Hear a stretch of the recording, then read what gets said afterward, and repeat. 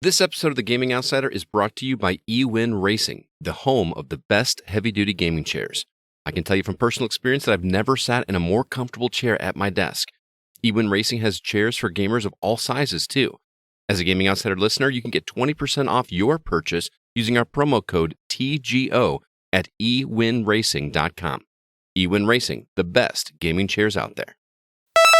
This is Darren DePaul. You may or may not know me as a voice in some video games you may or may not be playing. And right now, you may or may not be listening to The Gaming Outsider. Roll the theme song. There may or may not be a theme song. What's happening, everybody? This week, Zack, Alyssa, CB, and I take a look back at the Final Fantasy series, why it's lasted so long, as well as our favorite and least favorite entries in the series. In news, Nintendo had their June Direct this past week with some interesting announcements, and Xbox is going up in price. New games discussed include Final Fantasy XVI, Aliens Dark Descent, Crime Boss Rockay City, Full Quiet, and Yomi 2. This is The Gaming Outsider.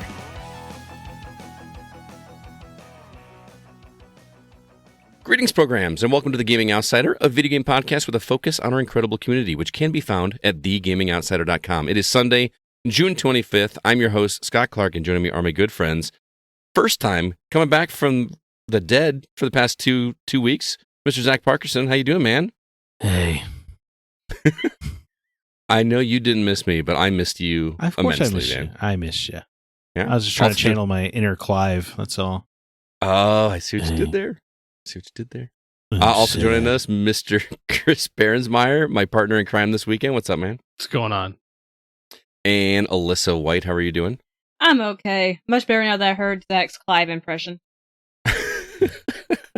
I like Clive. Not as much as I like Sid. Oh, I like Clive too, but you can't get over that most of his interactions is... We'll get into it later, I guess. He speaks in Witcher. Yeah. Yeah, well, at least Geralt knows how to crack a joke, I guess. CB, why don't you let everybody know what we did yesterday? Because we had a good day yesterday. We went to the Illinois GameCon in Bloomington, Illinois. Mm-hmm. It was a twofold purpose. Yeah. We were trying to get Scott's NES collection whittled down, which yeah. he failed. Found one cartridge. The entire place had one cartridge. Failed pretty miserably. And then also worked on getting some vendors for R2V2 coming up, which we were successful with. Yes. Very productive week for us. I'm feeling a lot better about R2V2. So we watched some grown men beat on each other in a wrestling ring. Yeah, they had a actual wrestling ring here, guys, and they had all these like wrestlers dressed up like Smash Brothers characters and doing fake wrestling, and all the crowd was super into it, cheering for the character that they wanted to win. And I walked around the corner and saw this thing, and I was like, is this for real? This is happening here? And it certainly was. Yeah.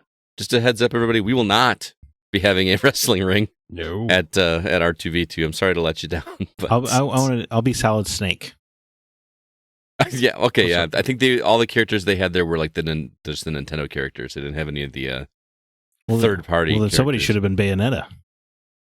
Yeah, that did not happen. Most of them were guys. Actually, I think they were all guys. Not Not that a dude couldn't dress up like Bayonetta. Exactly. Yeah, so. It'd be very revealing skin-tight leather, that's for sure. See the outline of everything. But it was a good day. We both did bring... I spent way more money than I intended to, considering I only got one cartridge. I got that Zelda box. It's like what is it? A crate? It's like a cube Nintendo wooden storage crate. Yeah, it looks like a toy chest. And it has Zelda branding on two sides of it. I kind of had to have it, so I was. Oh, I got some more information on that. The lunchbox that I got. Oh yeah, you got the Super Mario Brothers lunchbox with a thermos inside of it. Yeah, it's not a Super Mario lunchbox. What is it? Somebody peeled that sticker off and put it on there. No way. Oh, that sucks. It's a G.I. Joe lunchbox. Oh, my goodness. I guess you didn't know. I was looking closely at it, and I'm like, the price I paid for it was very low. Mm-hmm. And as I was looking at it, I'm like, why? And I held a light, like I backlit it and everything, and I'm like, it says G.I. Joe. Wings half the battle. That is unfortunate. At least you didn't pay a ton of money. Because I remember thinking, like, man, that's a really good deal on that. Yeah. And that's why. Well, do you like G.I. Joe? Yeah, I'm okay with G.I. Joe. Well, the sticker's not on it anymore. The G.I. Joe sticker's gone. Well, no, the G.I. Joe sticker's underneath the Nintendo sticker. Oh. Now it's both. Yeah. 2 for the price of 1. What a deal. Nintendo Joe. G.I. Yes. Bros. Yes. So I also, what else did I get? I got a bunch of copies of Duke Nukem. I've been stocking up on anything Duke Nukem I can find for obvious reasons. Because yes, John St. John is going to be at R2V2 2023. What else did I get? I don't know why I decided I needed to have it, guys, but I bought a complete in-box copy of Star Tropics. Because I do like that game. It is one of the cleanest NES boxes I've ever seen. And it actually had the manual. And I don't know if you remember, but in Star Tropics, there's actually a map that came with the game that in order to complete the game before the internet was a thing, you had to actually put this map in water to reveal a code on it. And then you had to have that code in order to get to proceed in the game. It's pretty cool. And that map and instruction manual and letter and all that are in there still completely 100% intact. And it was like $30. I know that's not like a super rare game, but I just kind of had to grab that one just because it was too pretty. So, and I got some other things. I finally found an Arkanoid controller. If you guys are familiar with Arkanoid on NES, you know, the game, like Brick Breaker type game. I know the game, yeah.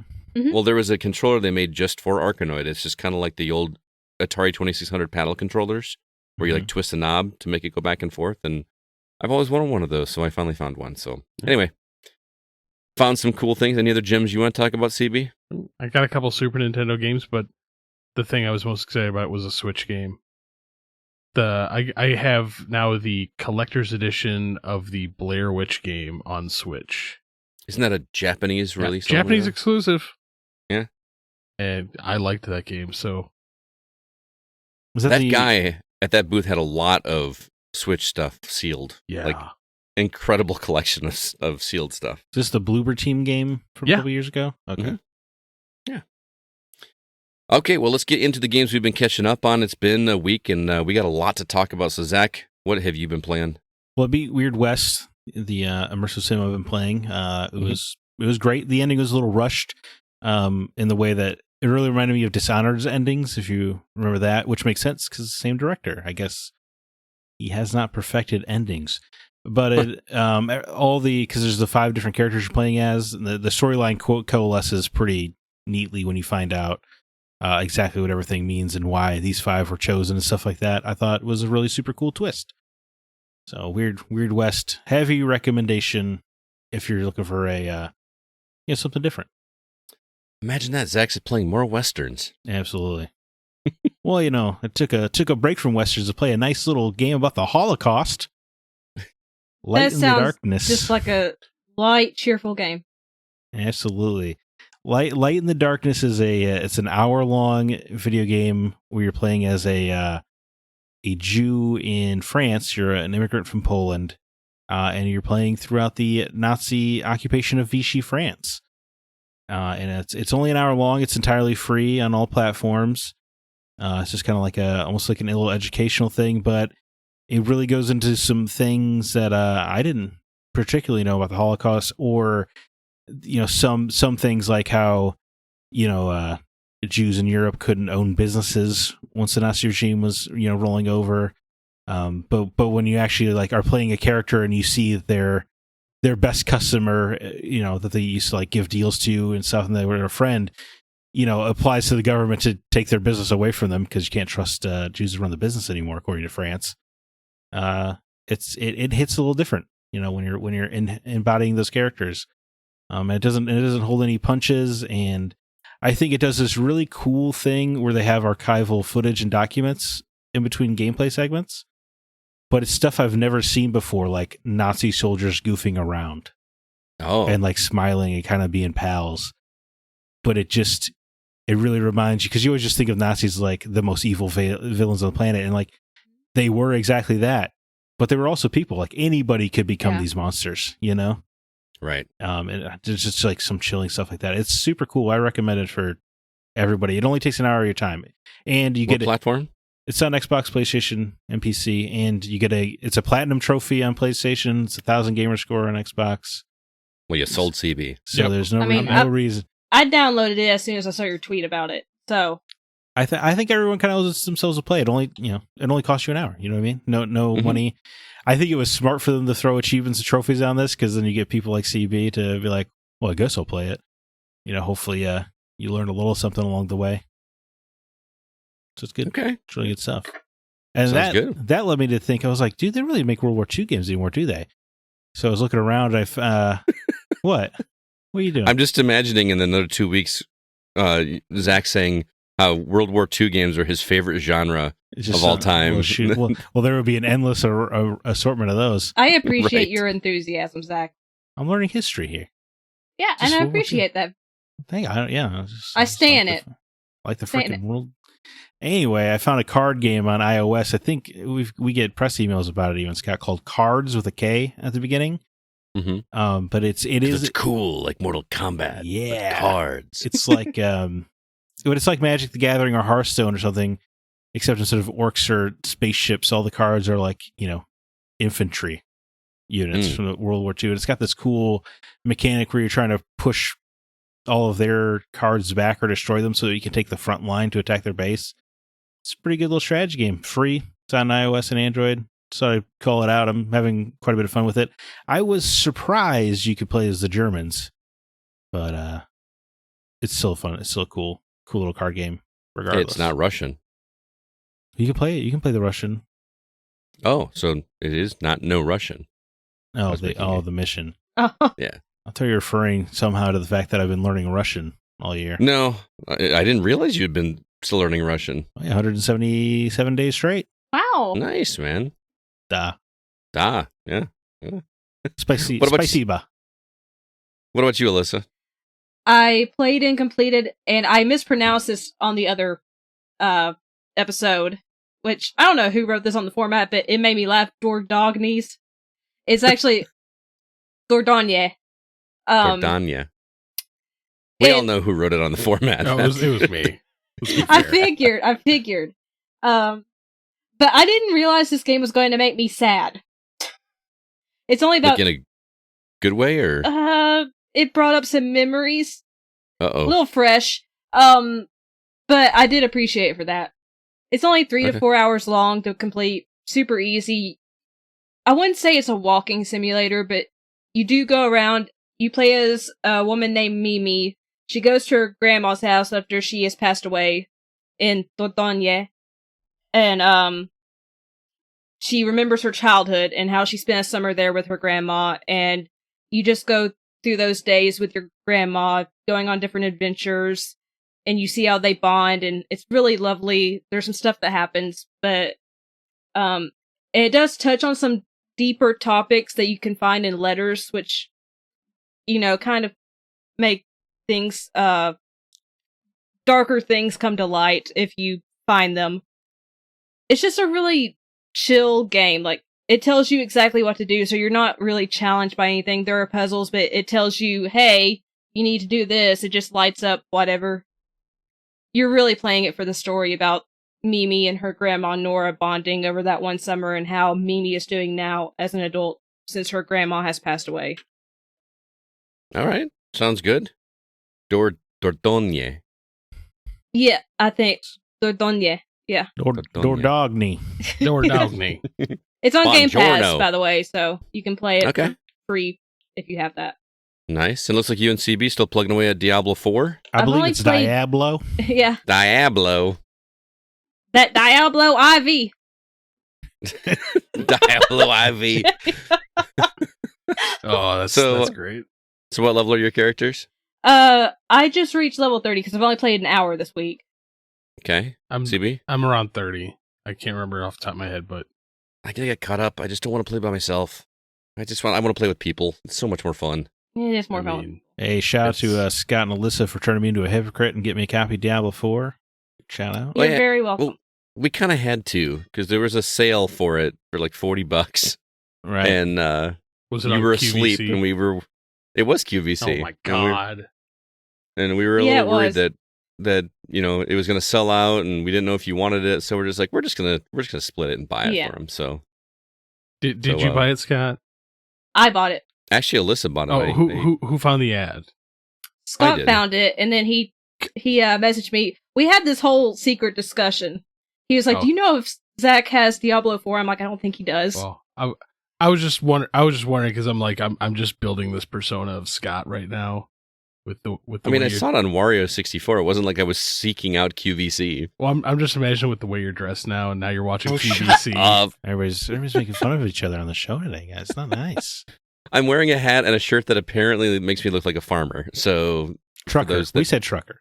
Trucker. I look like a trucker. I think CB made I'm holding something corn. back. That would No, I said farmer. I definitely said farmer. Yeah, no, it's more trucker to me. No, I don't want to be mean. Yeah. I had something I had in my mind I was going to say, but no, I'm not. Oh, now you have to say it, Alyssa, because I want to hear you say something insulting. Oh God. You have to It's now. It's not that insulting. Okay, let's hear it. It just looks like what I would see out in my town like every day. That's the most offensive thing so far. Wow.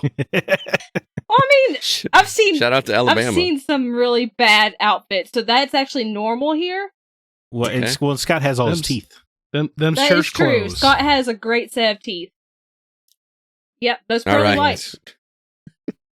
Moving on, I beat Grandia 2 this week. That's the first time I've beat a JRPG in a long time. I forgot how taxing it can be to grind up the end, but you'll be able to hear more detail about that on our Patreon episode where Kevin and I talked about that one at length. And also, I was on the plane. I forgot to mention this last week, but I decided to get back into Earthbound on the Nintendo Shop Online or whatever. You're a little JRPG kick, aren't you? I know, man. And I just... Well, part of it is like Kevin and I always discuss about like what games we're going to have each other play next. And he's never played Earthbound. But part of me was like, I don't want to do another JRPG because that was like a good 35 hours for me to get through Grandia 2.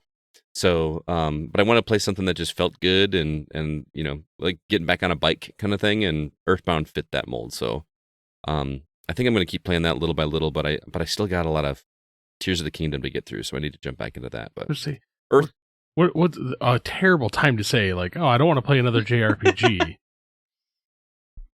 I guess we know how he feels about Final Fantasy 16 then. We're going to get into that because arguably Final Fantasy 15 or 16 does not feel like a JRPG, even though it technically is. Now the internet's mad at you. JRPG. Yeah, but we'll get there. So yeah, let's go ahead and just move on and talk about the week's news.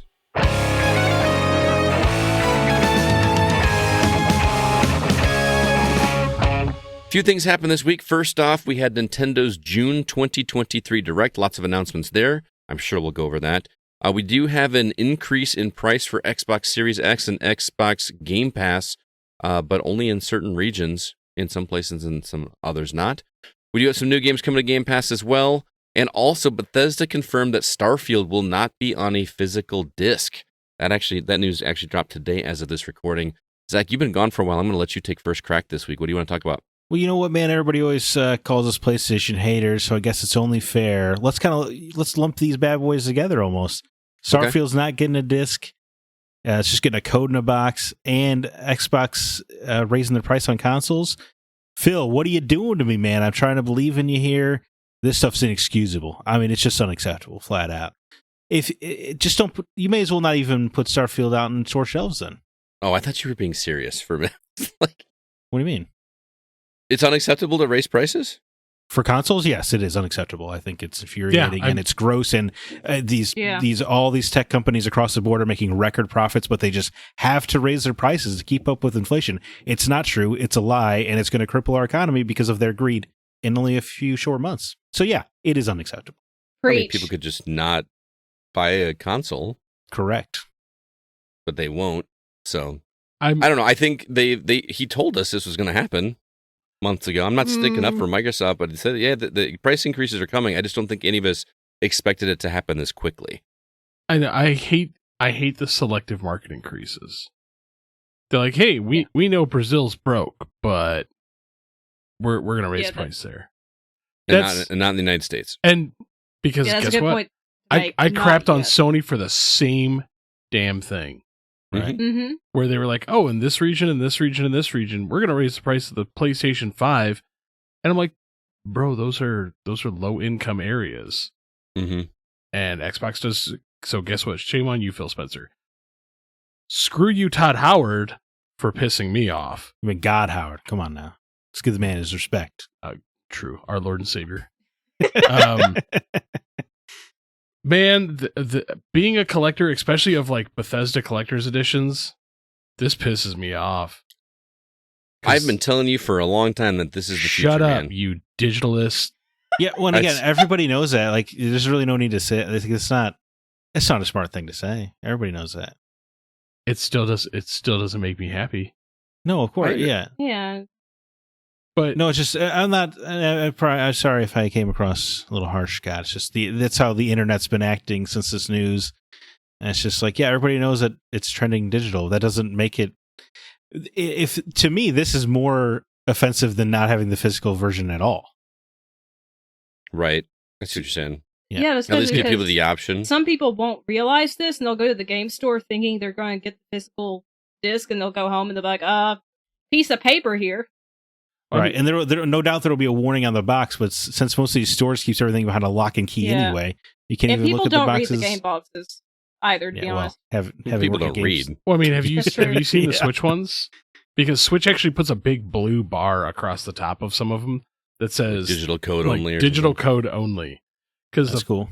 the first one that they did this with was Cuphead on Xbox. I remember that, yeah. And I was pissed because when you look at it, it's in tiny little print, like digital code only.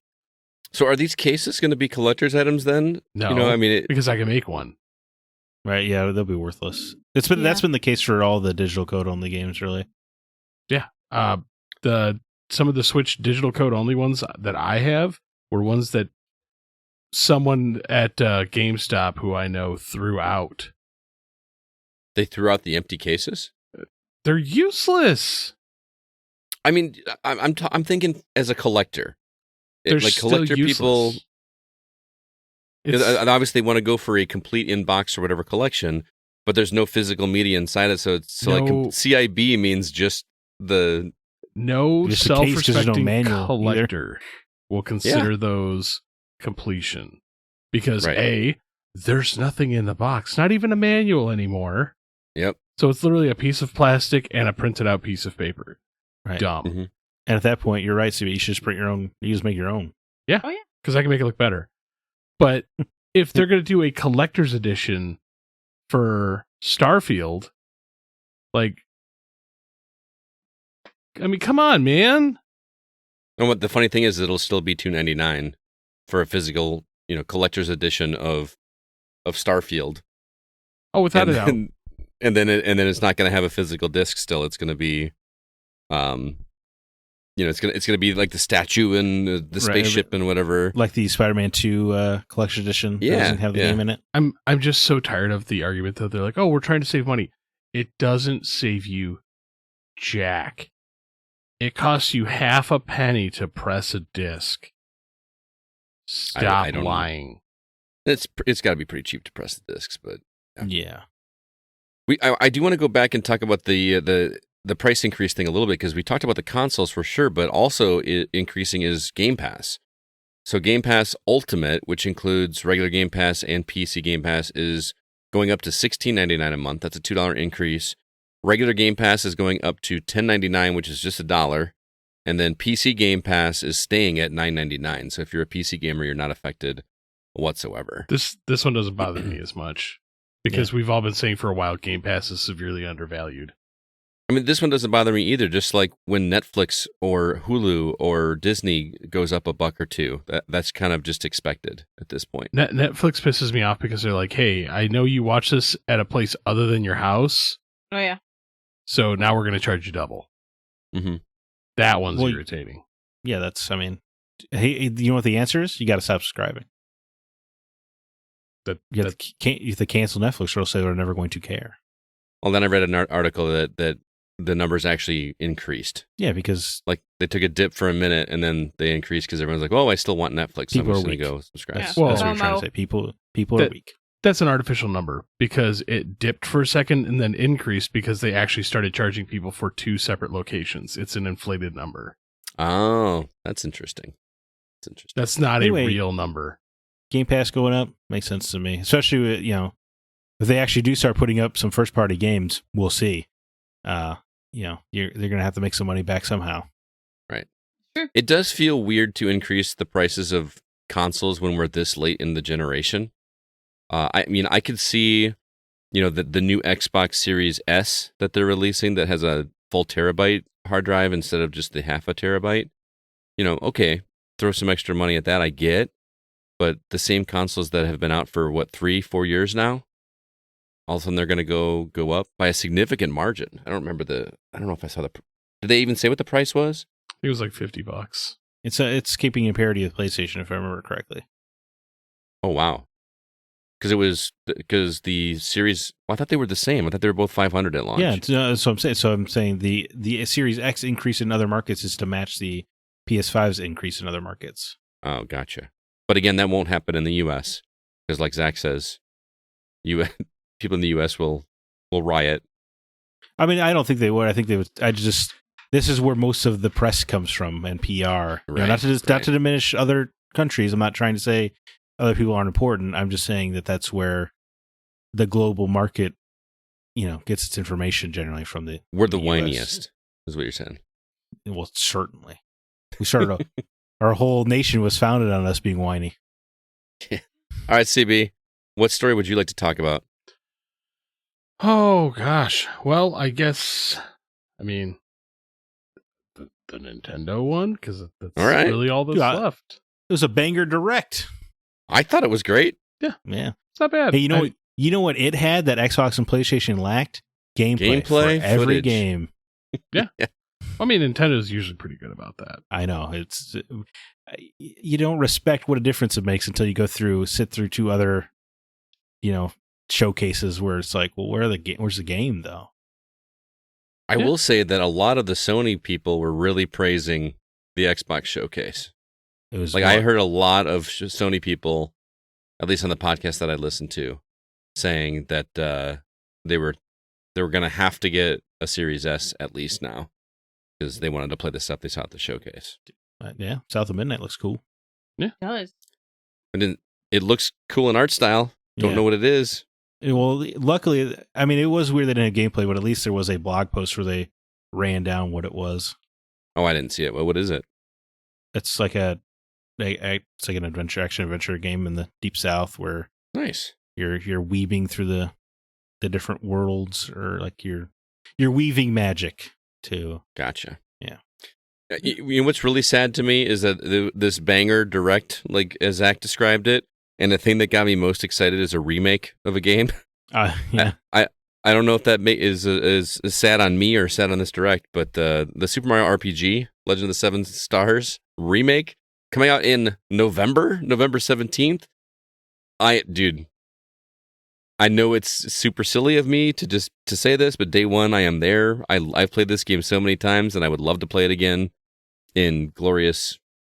Can I call it HD on the Switch? What do we call it now? It is HD. Yeah, it's still HD. Okay. Ever since that, I have had the music from that game stuck in my head. The battle music, the overworld music.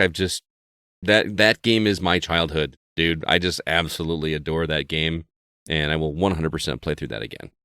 Yeah, I was excited about that too. We did a Retro Outsider maybe a couple years ago, Scott. Where we play Super Mario RPG. It's been a while. I do not remember. I know that. we talked about some of the different Mario games. I think that's what it was. Did we do like a Mario retrospective and talked about several different Mario games? I could have swore I remembered having to emulate Super Mario RPG so you could play it for the Patreon. But maybe. Maybe I'm misremembering, I suppose. Either way, Super Mario RPG is the first game I remember as a kid beating and rolling credits on. So, nice. So that's super cool. I'm excited for the remake, but I don't know if I really I don't really love the art of it. It looks kind of generic. I do kind of like the original art a little bit. Because the original had a very distinct look, and this just kind of looks like any Nintendo game, I guess. The original had a very square, soft feel to it. Like old school square, soft JRPG. Yeah. Like even those simple things like when you had your commands for, like attack, defend, item, whatever, and they would put those 4 buttons, the face buttons on the controller, like around your character's face while he's looking at you. Yeah. It was just such a neat touch that I had never seen in a JRPG before, and I hope that kind of stuff is still in there. But yeah, you're right. It's almost like they look too soft, but it's okay. Because they've got to have like redone the soundtrack, right? It's gonna not be on a 16-bit. Yeah. But I'm saying like this trailer more than making me want to play the remake. I was like, yeah, I should replay the original. Mm-hmm. This probably answers why that game has never been on Nintendo Switch Online, because that game was on the Virtual Console, if you remember, on the Wii and on the Wii U, but they did not bring it over to. So this thing has probably been in the works for a long time, and they don't, for that very reason. That's why they don't put it on there, because they don't want people like you, Zach, going, "Oh, I should play that. I'm just going to pop over to NSO and play it." Because trying to find a physical copy of that game, that's an expensive cartridge right now. They good on them, I guess, doing the work to. I assume they had to clear things through Square Enix, right? Because of the co-development deal. Was that Square Enix or was that Squaresoft? I thought it was still Squaresoft at the time. Well, yes, but they are now Square Enix, so they would have had to clear it through Square Enix. Knowing Nintendo, they found a loophole. No, sure, yeah, I'm sure they had most of the rights, but I'm sure. I just feel like they probably had to have some conversation. That's all. Probably. I would imagine. Because there's a secret boss that's just a Final Fantasy enemy, isn't there? Yeah, Culex. Yeah, isn't that a Final Fantasy boss? Yeah, or like some kind of reference. And there's references throughout. Mm-hmm. But all they would have had to go, it's a remake. Right, get rid of all the references. Or you could just get it, How sad would that be? What a charming freaking game. And I just, can we have more of this where stuff is announced, it's June, July, August, September, October, 5 months before it's released, instead of... I mean, like a proper launch window, like, announced. Well, yeah. Released. Like, we're going to talk about another game in a minute that was announced 2 years ago and isn't going to be released for another 5 years. So, I'm tired of that. I'm cool with that. I wish companies just be like, yes, we're working on this game. We will be back later. I mean, to be fair, that's what Microsoft did do. Just so we're clear, we're talking about Elder Scrolls 6. Right. That's what they did. They just did a title card and said, hey, it's happening. Yeah, but that's all they said. That's fine with me. That's my preferred way. I don't even need a trailer. You could just send out a press release like Elder Scrolls 6 will come after Starfield. Like, cool. Thanks for letting me know. I mean, they did the same thing with what was it, Outer Worlds 2? Yes. Yeah. Mm-hmm. Yeah. Like, we don't even have a title yet. Haha. I forgot about that, man. Like that, I completely forgot that game was coming. So, and that's kind of the way it should be. Have it planted in your mind that it's there. But don't commit to something. Yeah. But then come back. You don't need a CG trailer. Come back when you actually have the game. Mm-hmm. Yeah. So moving through this direct really quick. Few new DLCs. One for Pokemon Scarlet and Violet. There's the what was the other DLC that I saw? Yeah, CB's out here hosting the podcast now. Yeah, I'm trying. Mario and Rabbids Sparks of Hope DLC. But for me, this is like the first time in a while that I remember seeing a Nintendo Direct where it wasn't just literally remake, relaunch, remake, like added to online. Like there's actually some new stuff in here. So there's also a lot of remakes too. I mean, we already knew about. There's a few, but they're Metal also Gear. But they're remakes that haven't been on. There's one that hasn't been on Nintendo. The Metal Gear. The Metal Gear one, Vampire Survivors. I mean, with 4-player co-op. Yeah, I'm actually surprised that it hadn't been on Switch yet. Yeah, it just seemed perfect for that. I will say, Metal Gear and Snake's Revenge were both on Nintendo. GameCube. Okay, you guys keep talking about Metal Gear Solid Master Collection Volume 1. This is the best thing in the show, okay? Yeah? I know it's a lame choice. I know it's a lame that one. I know it's a lame choice. Let me talk. You're not going to play it on Switch. Because not only are you getting Metal Gear Solid, and you get Metal Gear Solid 2 and 3, the HD remakes, and you're getting Metal Gear 1 and 2 and the NES versions, but you're also getting graphic novels of Metal Gear Solid 1 and 2 with art by Ashley Wood. Those things are incredible, voice acting included. You're getting these strategy guides for all the games. You get all this like cool behind the scenes, all these little bonuses. It's super cool. It's just an incredible package. They're really trying to squeeze value into this $50 price tag, and I appreciate that. Is this also coming out on other consoles? Yeah, PS5, Xbox, yeah. Yeah. Okay. cool. Because But it's weird that they didn't really talk about the NES games being on this collection until this Direct. Okay. Yeah, but they are confirmed for the other ones. Right, but they didn't announce that when they first announced this at the Sony one, right? Was it Sony or was it Games Fest? Sony. Yeah. I thought that was interesting. I think it was Game Fest, right? The Batman Arkham trilogy, that makes me a little happy as well. Yeah. The idea of Arkham Knight running on a handheld is crazy. It is, but I've been wanting to play through those again, so there we go. Arkham Asylum and City are no problem, but Knight, Knight was a PS4 and Xbox One game, and the Switch is less powerful than those consoles, so I'm intrigued to see how it's going to run there, especially handheld. Yeah. Also, I like that game. I feel like when that game came out, I was in the minority of people that genuinely had fun with that game. It's not bad. Oh, I think it's a great gameplay. I just think the story sucks. Yeah. I love the Batmobile stuff. The twist of the identity of Arkham Knight is so lame that they had to lie about it beforehand. Because even I remember that. Pre-release interviews are like, hey, is it Jason Todd? They're like, no, it's definitely not him. That'd be crazy. It's a new character. I know. At what point do we just stop believing gaming companies when they tell us anything about their games? I know you're not as excited about it as I am, but Gloomhaven. Well, you own that game, and I'm intimidated because dude, people that aren't familiar with Gloomhaven, it's a board game. It weighs 22 pounds. Seriously, the box is so massive. It's a game that supposedly takes like 2.5 hours just to set up, and then to like put everything away is even longer. Well, for the most part, most of the people that play that, it just stays set up. Right. But it's definitely a very cool dungeon crawler game that has progressive like mechanics. Mm-hmm. It's one that I would love to play, but unfortunately there's a lot of people that are just really intimidated by it. Pikmin 1, 2, and 4 coming to the Switch. Well, 3 was on the Wii U. Yeah. Is that right? Yeah. I never played past the first one. That was just not a game for me. I could not get into Pikmin. Yeah. Luigi's Mansion Dark Moon remake. Mm-hmm. That's a game that I really don't care for. Me either. It's there. Congrats. Detective Picklechew is coming back. Picklechew. They couldn't lock down Danny DeVito, though, unfortunately. Yeah. Wait, what? He was the voice in the first one, right? No, he wasn't. No, he was not the voice in the first one. It was always a joke. Oh, I know. Don't trick Scott. Everybody always thought. Everybody always wanted Danny DeVito to voice Detective Pikachu because it would just be perfect. It would have but he never did. But no, instead we got Ryan frickin' Reynolds in the movie. It would have been so much better if it was Danny DeVito. I'm just trying to picture that in my head right now. Charlie. I don't know. He's so good on It's Always Sunny. Another show I've never watched. I need to give that a shot. Yeah. Other than that, though, there's been like a few other ones here and there. Silent Hope, Fae Farm, Manic Mechanics. There's new Dragon Quest Monsters. Mm-hmm. Headbangers Rhythm Royale. Penny's Pigeon game. Oh yeah.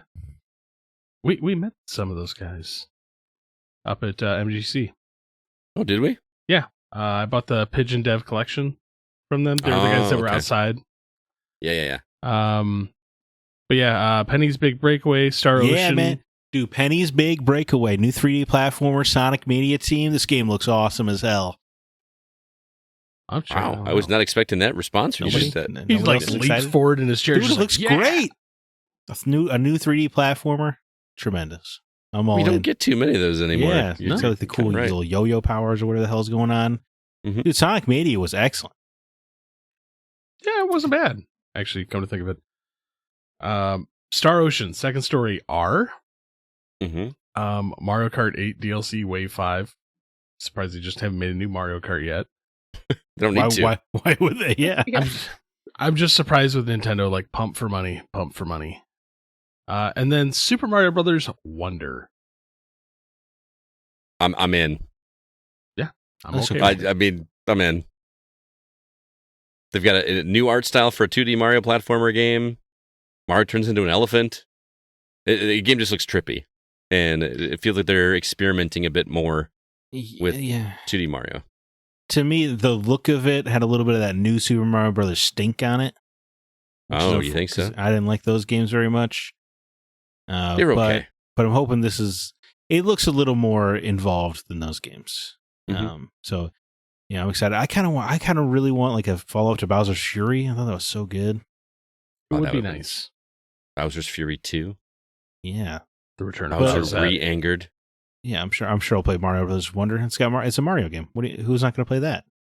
I've been really close on pulling the trigger Hello? on one of those voucher things that they're doing where you can get 2 games. You know what I'm talking about? I know what you're talking about. Yeah. I think it's like $100. Yeah, And you get 2 games out of a selection, I think. but I was told this week that those go on sale at Costco on occasion for $80. So, CB, if you're ever at Costco and you see those, would you grab me one, please? Because I would love to pay $40 for those games. I'll be there tomorrow. Okay. I mean, I don't think they're on sale right now. I'm just saying. But I'll see if they have them. All right. Do you guys think the new Princess Peach game will be like the DS game where her powers are her emotions and she has to find her magic wand to calm herself down? In That sounds like 2023, me. no way. Oh yeah, your power, your emotions, and your magic wand to calm down. You really outed yourself there. Your mind just went in the gutter. That's the thing. That's the game. She's finding her magic wands to get her emotions back in control. I'm not making this up. Nintendo made it up on DS in 2006. Bunch of pervy Japanese men. I recuse myself from this conversation. Yeah. I've got lines from Chasing Amy going in my head right now. I'm right there with you, man. I was like, oh no. Hey, Alyssa, are you gonna play Mario Brothers Wonder? Probably not. Terrible. I will definitely be playing it. I know. I feel bad. I know think it I'm looks making charming. people like, I don't know, mad or rage. No, you got to play Ocarina of Time first before that anyway. I discovered I actually don't have the one with the expansion pass, so I can't play it. Wait, what? I thought you were on an expansion pass with us. No, I'm not. Oh, you were, and then you weren't. No, I was never able to be on it. I think she. I don't think she was in on time, man. Yeah. Oh, okay. I didn't make it, so I discovered that. So if I play anything, it'll have to be a Link to the Past. Have you played? Do you have a 3DS? What was that? You both talked at the same time. Do you have a 3DS? Yes, but I don't know where it's at currently. Okay. Well, I mean, you can play it on 3DS, and will be in 3D. So. Well, she can't download it anymore. No, but I have a physical copy of it. I I'm can send to her. I was just surprised the Digital Future guy would be so chill about this. I mean, it's from my Zelda collection, so you'd have to take very good care of it. Oh, Actually, it may not even be open, so maybe scratch that. I'll have to get back to you on that. But I promise you, I take the utmost care of anything anyone lets me borrow. Because but you can't OCD. put a seal. You can't put a seal back on my sealed copy. I know that. I mean, I got enough saran wrap and a hairdryer. Yeah, right. That's not gonna fly, man. All right, the only other story we got left is some new games coming to Game Pass. Need for Speed Unbound on June 22nd, The Bookwalker on June 22nd, Bramble the Mountain King on June 27th, Fist Forged in Shadow Torch on June 27th, Arcade Paradise, isn't that the one you were really enjoying, CB? Yeah, I enjoyed it enough that I bought it. On July 3rd, and Sword and Fairy Together Forever on July 5th. So those are the new ones. And then Leaving, I don't even know if it's worth reading these. I don't think I know any of these games. Although I guess Empire of Sin was a... Yeah, it was the rare one that I was title. hyped on that wound up being a turd. Oh, was it? Okay. DJ Maxx Respect 5, Match Point Tennis Championships, Ouija, Omari, and Road 96 are all leaving on June 30th. So if you want to play those, now is your last chance. So that is the week's news. Really quickly, I want to move on and talk about Patreon. We've got some bonus episodes available for those that contribute to the Gaming Outsider. And if you'd like to be a part of that, you can do so at patreon.com/thegocast. CB, we got some new episodes available, including one that will be available by the time this comes out. Yeah, we have you recorded your trade-off with Kevin on Robotrek and Grandia 2. Mm-hmm. And just earlier today, we recorded our spoiler cast of Star Wars Jedi Survivor. So hopefully that will be available by the time you guys hear this episode. It depends. I don't want to push our producer too far. So now if we can just get you to finish Tears of the Kingdom. I'm going to work on it, but I am knee deep in another game that I'm enjoying. So Me too. we'll see. Anyway, what's coming up in the future? Well, we have our Tears of the Kingdom one, if Scott gets there, and then also a Desert Island Games featuring Marina Ryan from Quest Markers. Is it pronounced Marina? It's Marina. It is Marina? Okay. Yeah, she said it's Marina. It's like where rich people park their boats. Oh, okay. She's awesome. If you guys haven't heard Quest Marker, she does a really pleasant podcast, and she just seems like an awesome person. Yeah, she's very nice to me, so I like her. Yeah, she's sweet. So if you'd like to check out those episodes, head over to patreon.com/thegocast. We do appreciate the help. And like I say every time, this is not money that we pay ourselves with. This goes towards paying for the show, and anything extra either goes towards a review copy that we in turn give away to the community, or we put it towards R2V2. So keep that in mind. And in fact, we just had our drawing this past week for a copy of Aliens. I forgot the Descent. Thank you, Dark Descent on Xbox. And we had our winner on that one as well, and the name is totally escaping me. So that is awesome. I'm an awesome host. What is his name? Rich Johnson. Thank you. Rich Johnson won that, although he has not been in contact with me. So Rich, if you were hearing this, please reach out to me. I sent you a message via Messenger as pre-request, and we would love to get that game in your hands. Does that mean I get it if he doesn't claim it? Absolutely not. Yeah, that's really disappointing. That means we would redraw if we don't hear from him by next Friday. So, Game Rich, looks please, pretty cool. Please get in contact with us. Although everybody else would be very happy if they get another shot at it. So, again, patreon.com/thegocast. Let's go ahead and jump into the new games we've been playing.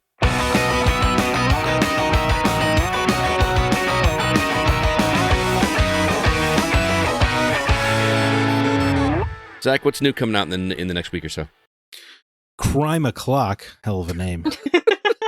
Comes to Switch and PC June 30th. Everybody 1-2 Switch, which I noticed didn't make it to the direct, huh? Comes Weird. It's like they're not proud of this game at all. That comes to Switch on June 30th. Ghost Trick Phantom Detective gets yet another re-release on the PS4, Xbox One, Switch, and PC June 30th. Wasn't that a DS game? It was originally, yeah. Mm-hmm. Yeah. Okay. Goodbye World comes to PS5, PS4, Xbox Series consoles, and Xbox One June 30th. Front Mission First, the remake, gets ported off of Switch and onto PS5, PS4, Xbox Series consoles, Xbox One, as well as PC June 30th. Inner Ashes comes to PS5, PS4, Xbox Series consoles, Xbox One, Switch, PC June 30th. Master Detective Archives Rain Code adventure game comes to Switch June 30th. Guilt, this one's interesting because this was a Stadia exclusive. Yeah, I was thinking that was the case. Which is pretty crazy. A little horror game. Comes to PS5, PS4, Xbox Series consoles, Xbox One, and PC July 6th. Platformer Scarf comes to PS5, PS4, Xbox Series consoles, Xbox One, July 6th. Necrosmith comes to PS5 and Switch, PC July 6th.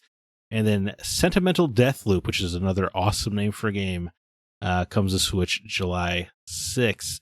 CB, which game are you excited for on this list? Guilt. I saw the art for Guilt, and I'm like, I really want to play this.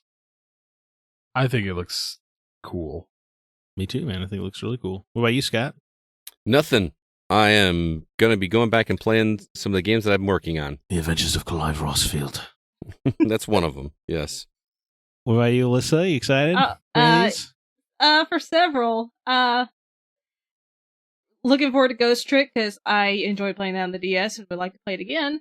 But I do want to check out at some point Inner Ashes, Master Detective Archives, Raincode, Guilt, and Sentimental Deathloop. So a lot tickled my fancy this week. Yeah, this is a very good Alyssa week. It was. Yeah. Sentimental Deathloop always reminds me of like the because there's just that one art style, like the cover art. When you pull it up, it reminds House of. Saying? No, it's just the way the faces are drawn. Like every time I see that art style, it reminds me of like House of Fata Morgana. I have no idea. I'm glad you worked through all that to get us here. I haven't played it, but I know what the game is. I've heard about the game. Okay. I I just love watching CB's brain work and try to get you can see the thoughts are there and he just can't drag them forward Right. to up here and then out his mouth, and just watching me and Zach both go, come on, Lassie. Is Timmy in the well? Yeah. Bark, bark. Good stuff. Yeah, I get to make fun of you guys every once in a while, so Listen up, Farmer Scott. I mean, I'm due to be made fun of at some point, so. You're too nice. We can't do that. No. Anyway, for me, Front Mission First Remake looks cool. But I guess if I really wanted to play it, it was on Switch for like a year and I didn't touch it, so maybe it doesn't look. Maybe I'm not as excited as I thought I was. Yeah, it's been there for a while and you said played well, it. sometimes you just have to be in the right mood for a certain title. Yeah, and I'm more likely to play some on PlayStation than the Switch anyway. I am also on board for Guilt though. It's got a super cool look. I'm kind of fascinated by it being a Stadia exclusive, brought back to life. So I think Guilt's intriguing me. But the honest answer is I will surely be playing Final Fantasy 16. Did Guilt actually ever get its release on Stadia? I thought it did. I could have swore. I'm pretty sure it did. I'll have to look into that one. I'll get back to you later on it. Okay. All right, well, let's get into the games we've been playing. We're going to start with Final Fantasy 16, which I know I've been playing. CB, you've been playing. Zach, you played the demo, correct? But your copy hasn't shown up yet? Oh, he's been playing. Yeah, I've been playing. Oh, you have? Okay. You were playing the same time I was yesterday. Oh. I spied. Hey, I love it. You checking my friends list on PlayStation? What was going on? Well, it showed the friends that were playing at the same time as me. I'm like, oh, there's Zack. Oh, okay. You were number one on the list. Well, obviously.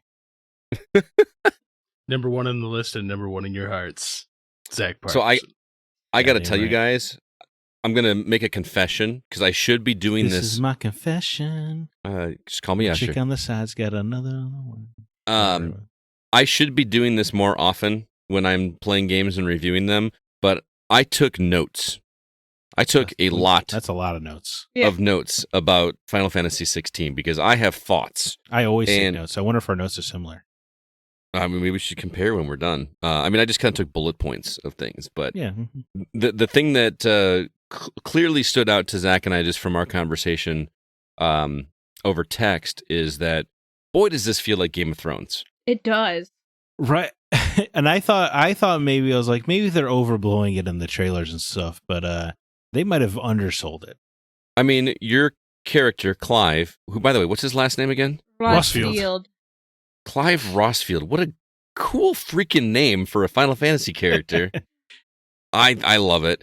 Clive Rossfield is apparently disliked by what we assumed was his stepmother, but after doing some research, you said it's his mother. Right. Mm-hmm. Yeah, it's his disliked by his mom, and he has a freaking direwolf. I mean, clearly he's Jon Snow. You know what I mean? Like, and he basically gets sent to the wall in this universe's version. Yeah, he gets branded. Right. Yeah, and sent away and conscripted to a different armed forces. Yeah, I mean it's not subtle, man. Right. I mean, it is so on the nose where, like, if this game ends with some character writing a book called Final Fantasy, I would not be surprised.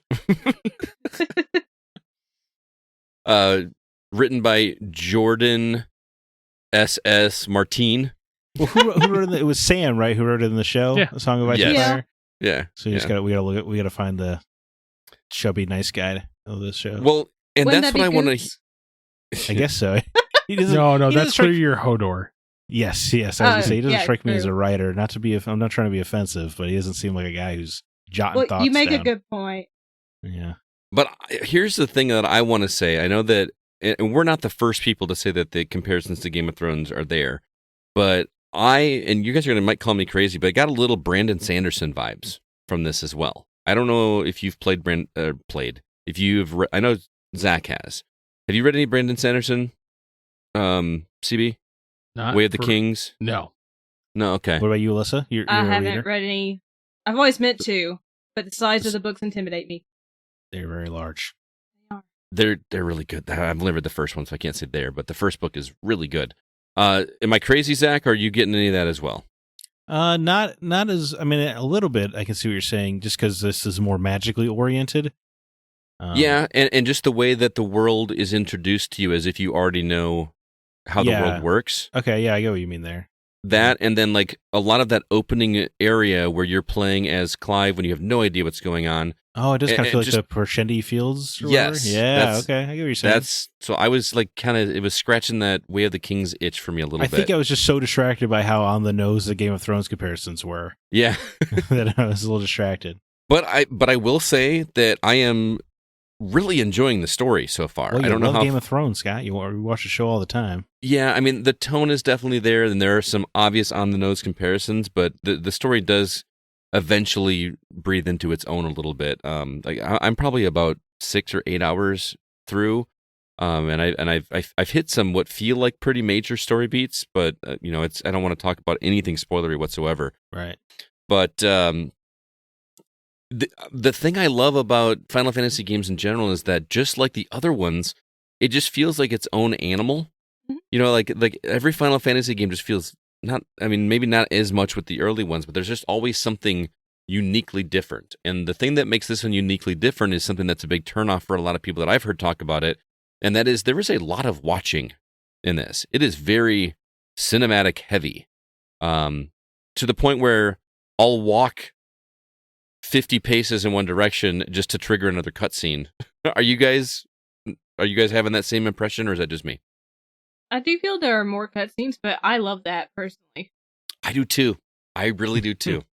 Yeah, I was gonna say it's hard to get mad when the cutscenes are directed so well, but I think yes, this is the intro hours especially are very watching heavy. Like I don't think you don't do combat one until probably over an hour. That's probably fair. Yeah, I would say I felt like I was playing a Metal Gear Solid game. I know. Metal It's making me Gear? think of Metal Gear Solid 4, which I loved. Played all the way Yeah, through. of course. Yeah, I don't mind a lot of cutscenes if the cutscenes are good. Right. Don't get me wrong. It's just like, having replayed Final Fantasy X last year is very different. You're controlling the character very early on. Mm-hmm. And it's not happening here.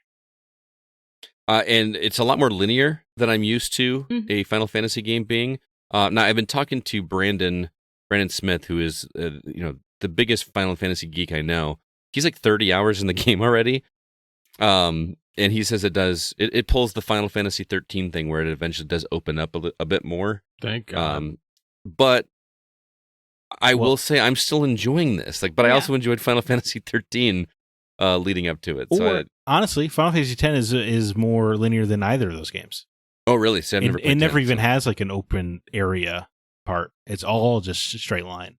And people like that game. Yeah, I've never understood the linear complaint for Final Fantasy games because it's just not. It has been it's probably been linear longer than it has been at this point. Or even Final Fantasy VII Remake, right? That's pretty much just a straight line the whole time too. It is. Yeah. Because like even in the original game, you didn't really open up until you got out of Midgar, right? True. Yeah. Mm-hmm. And we weren't out of Midgar even at the end of Final Fantasy VII Remake. So, CB, what are your early impressions of the story and the cinematics versus gameplay? It's been interesting. I'm definitely liking the visuals.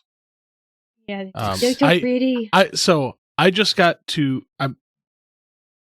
I'm going to speak in code. I just got to a base. You're not known to do this well. I know you're not. That's all I'm saying. I just got to a base. I got to the part where this character dies. I just said I got to a base. I know. I'm just. Yeah. Well, I mean, okay. I'm a little past a base. You got to a care, right? Care Norvent? Is that spoiler to say? Is it spoiler to say the name of a place? That's where I just finished. I'm actually a little beyond that. So, are you that far already?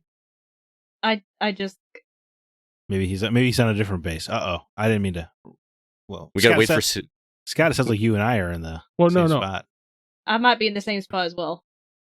CB's loading. CB's rebooting right now. I'm not rebooting. I'm just trying to think of a way to say it, but it probably doesn't matter, right? Well, are there some towers on fire? No. Okay. Yeah. Then... So I got to a base, and then afterwards, I went to a forest. Okay. I get where you're at now. Yeah, I know where you're at. Okay. And then, anyway, so the combat is super simple.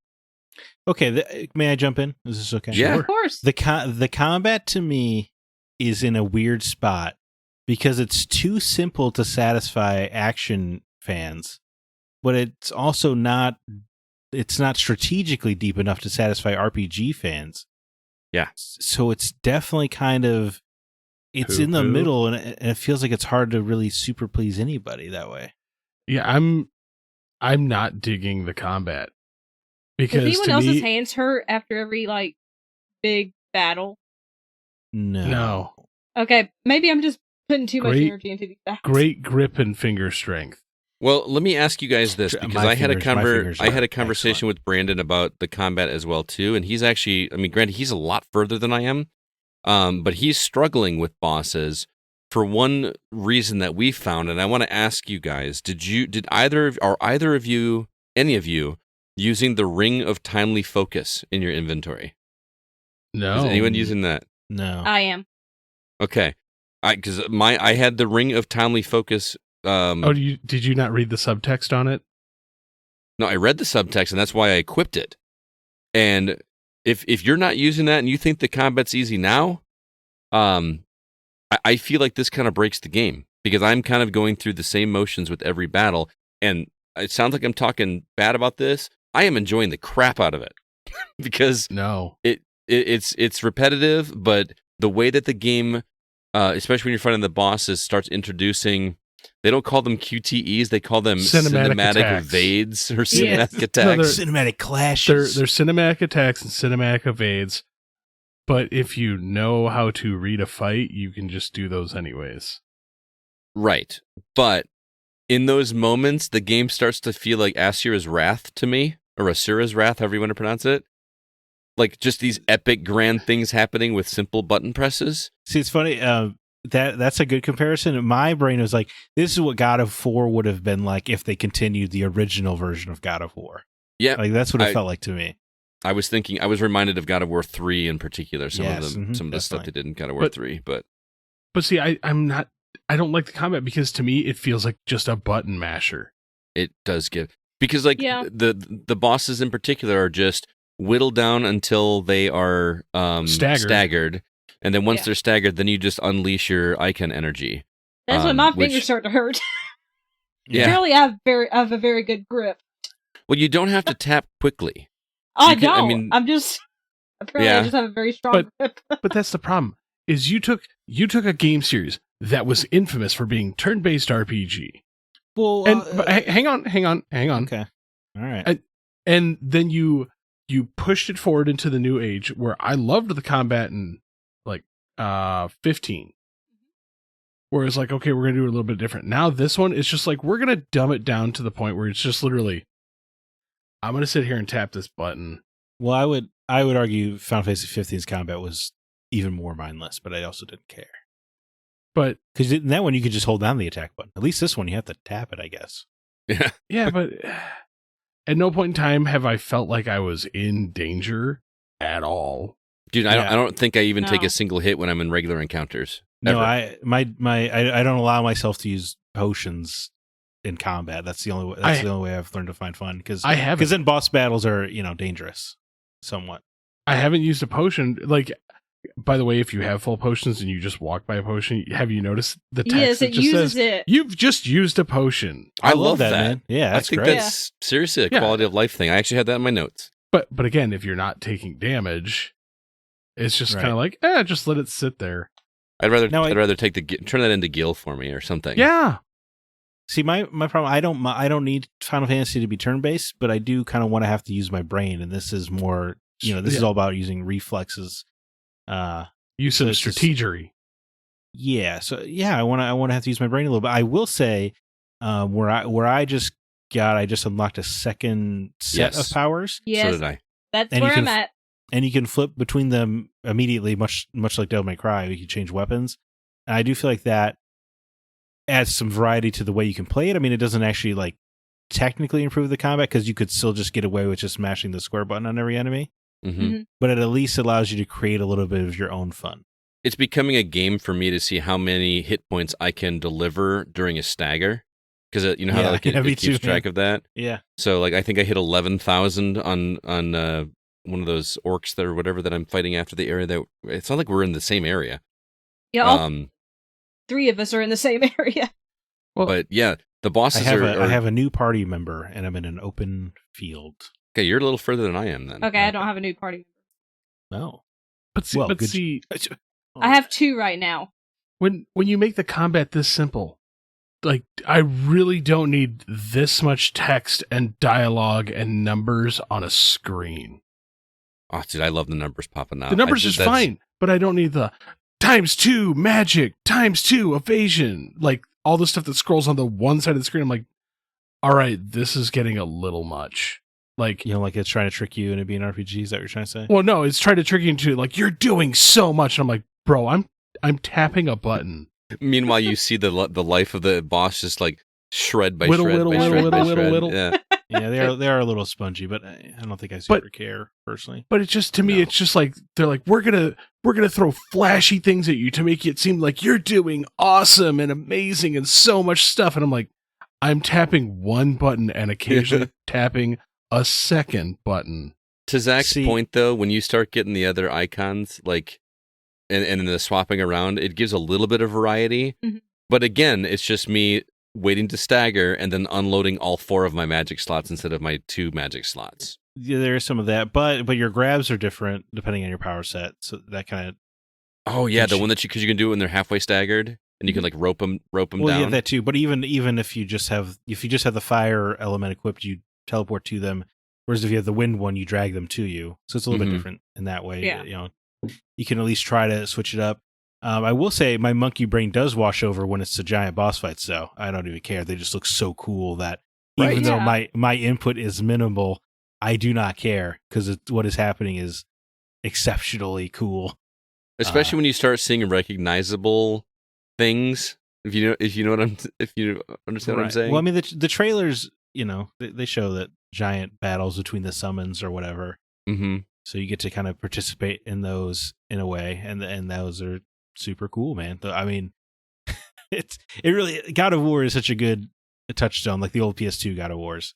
Mm-hmm. You really just kind of feel like those, or the God of War 3. I mean, of the 4 summonable things that I've seen so far, I'm like they're all pretty obvious, and the 5th hidden one. Well, yeah, but we don't want to give things away here, you know. Yeah. Now we'll say okay. No, let's keep running down your notes, Scott. You're leading us through this. Oh, I just wanted to mention that I do also like, and I think this is becoming kind of common in games now, that you can respec your abilities whenever you want to without a penalty. I like that. Although I haven't done it yet. We talked about that with Diablo, where you can just do that whenever you want, but it costs something. I'm digging that, and there is a tiny little touch that I absolutely adore in this game, where when you are in the menu, depending on your party, in the bottom right-hand corner, they actually have created old-school sprites. Oh yeah. For each of your characters that do the little yatai animation or whatever. I just think that is so charming. I seriously love that. So I love that even though they're trying to be this hard M-rated game, that they're not afraid that it's also Final Fantasy. You know, you got crystals everywhere or Moogles. Mm-hmm. And it's so funny watching Clive like interact with the Moogle because he's just, you know, Final Fantasy is famous for its sad boy protagonist, but he's got to be the saddest boy of them all. But he's just talking to a Moogle, just chilling. It's very. I almost lost it, by the way, when one of the characters said chaos.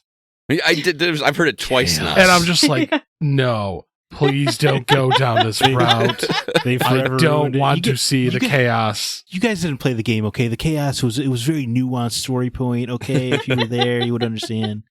Oh, by the way, are you guys tired of being lied to when the game says that you slain an enemy? So and so is slain, and then they're going to come back and F you up. Like, yeah. Like I don't believe it anymore when they say an enemy slain. If you look closely, though, in the smaller text box, sometimes it says, you have bested. Right. Sometimes it says bested, sometimes it says defeated, but sometimes it says slain. And I clearly did not slay that character. Girl. You know what I'm talking about. I don't know. That just, it bugs me because like I'm to the point now where when I see that on the screen, that means, okay, I'm going to have another encounter with them here in just a second, or they're going to run off and I'm going to be... It has said slain, bested, and defeated. Right. Is that what I just said? And one of the ones that... That's what you said. Well, no, you said slain. You just said slain. But it has said slain, bested, or defeated. But he just said that. But there's one specific... All because they're defeated. They're defeated in that moment doesn't mean they can't come back up. Right, if they're slain, they're dead. I paid attention to it on a pretty major boss that I just fought, which I know Alyssa and Zack both did at the Care. Mhm. You guys know who I'm talking about. I know. Right. And it said slain, and clearly it wasn't slain because I had to fight it. It was slain, and then there was a whole other QTE battle after that. And even after that, it was defeated or whatever. The character is still very much alive. You know what I mean? Right. I don't know. If we're allowed to do minor nitpick, I think when you win a battle, it sounds like you lost. The wind chime, like the weird soft noise it makes when you beat an enemy, and it goes into slow motion. I'm like, every time I'm like, did I just lose? Yeah, I will say I do like the victory theme, but it's all done like a Gregorian chant or something like that. I like that. But you're right. When it freezes or it levels up or whatever, it feels bad. It feels like something bad just happened. I feel like I just failed, but then they're like, "Congrats, here's your spoils." I'm like, "What? I thought I lost." Yep. Also, did you guys notice the voice actors for Joshua and Jill? By the way, no. I did. Joshua is voiced by the same kid that did Hugo in Plague Tale, and Jill is voiced by Amicia. Oh, okay. So, really? Yeah. So, I thought they sounded familiar, and I went and looked it up to confirm, and they're both there. But and Sid, yes, Sidolphus. Is that new for a series? Has it always been Sidolphus, or is that just for this series? Because no, Sidolphus is new to me. Yeah. Sid, man, that's a handsome dude, man.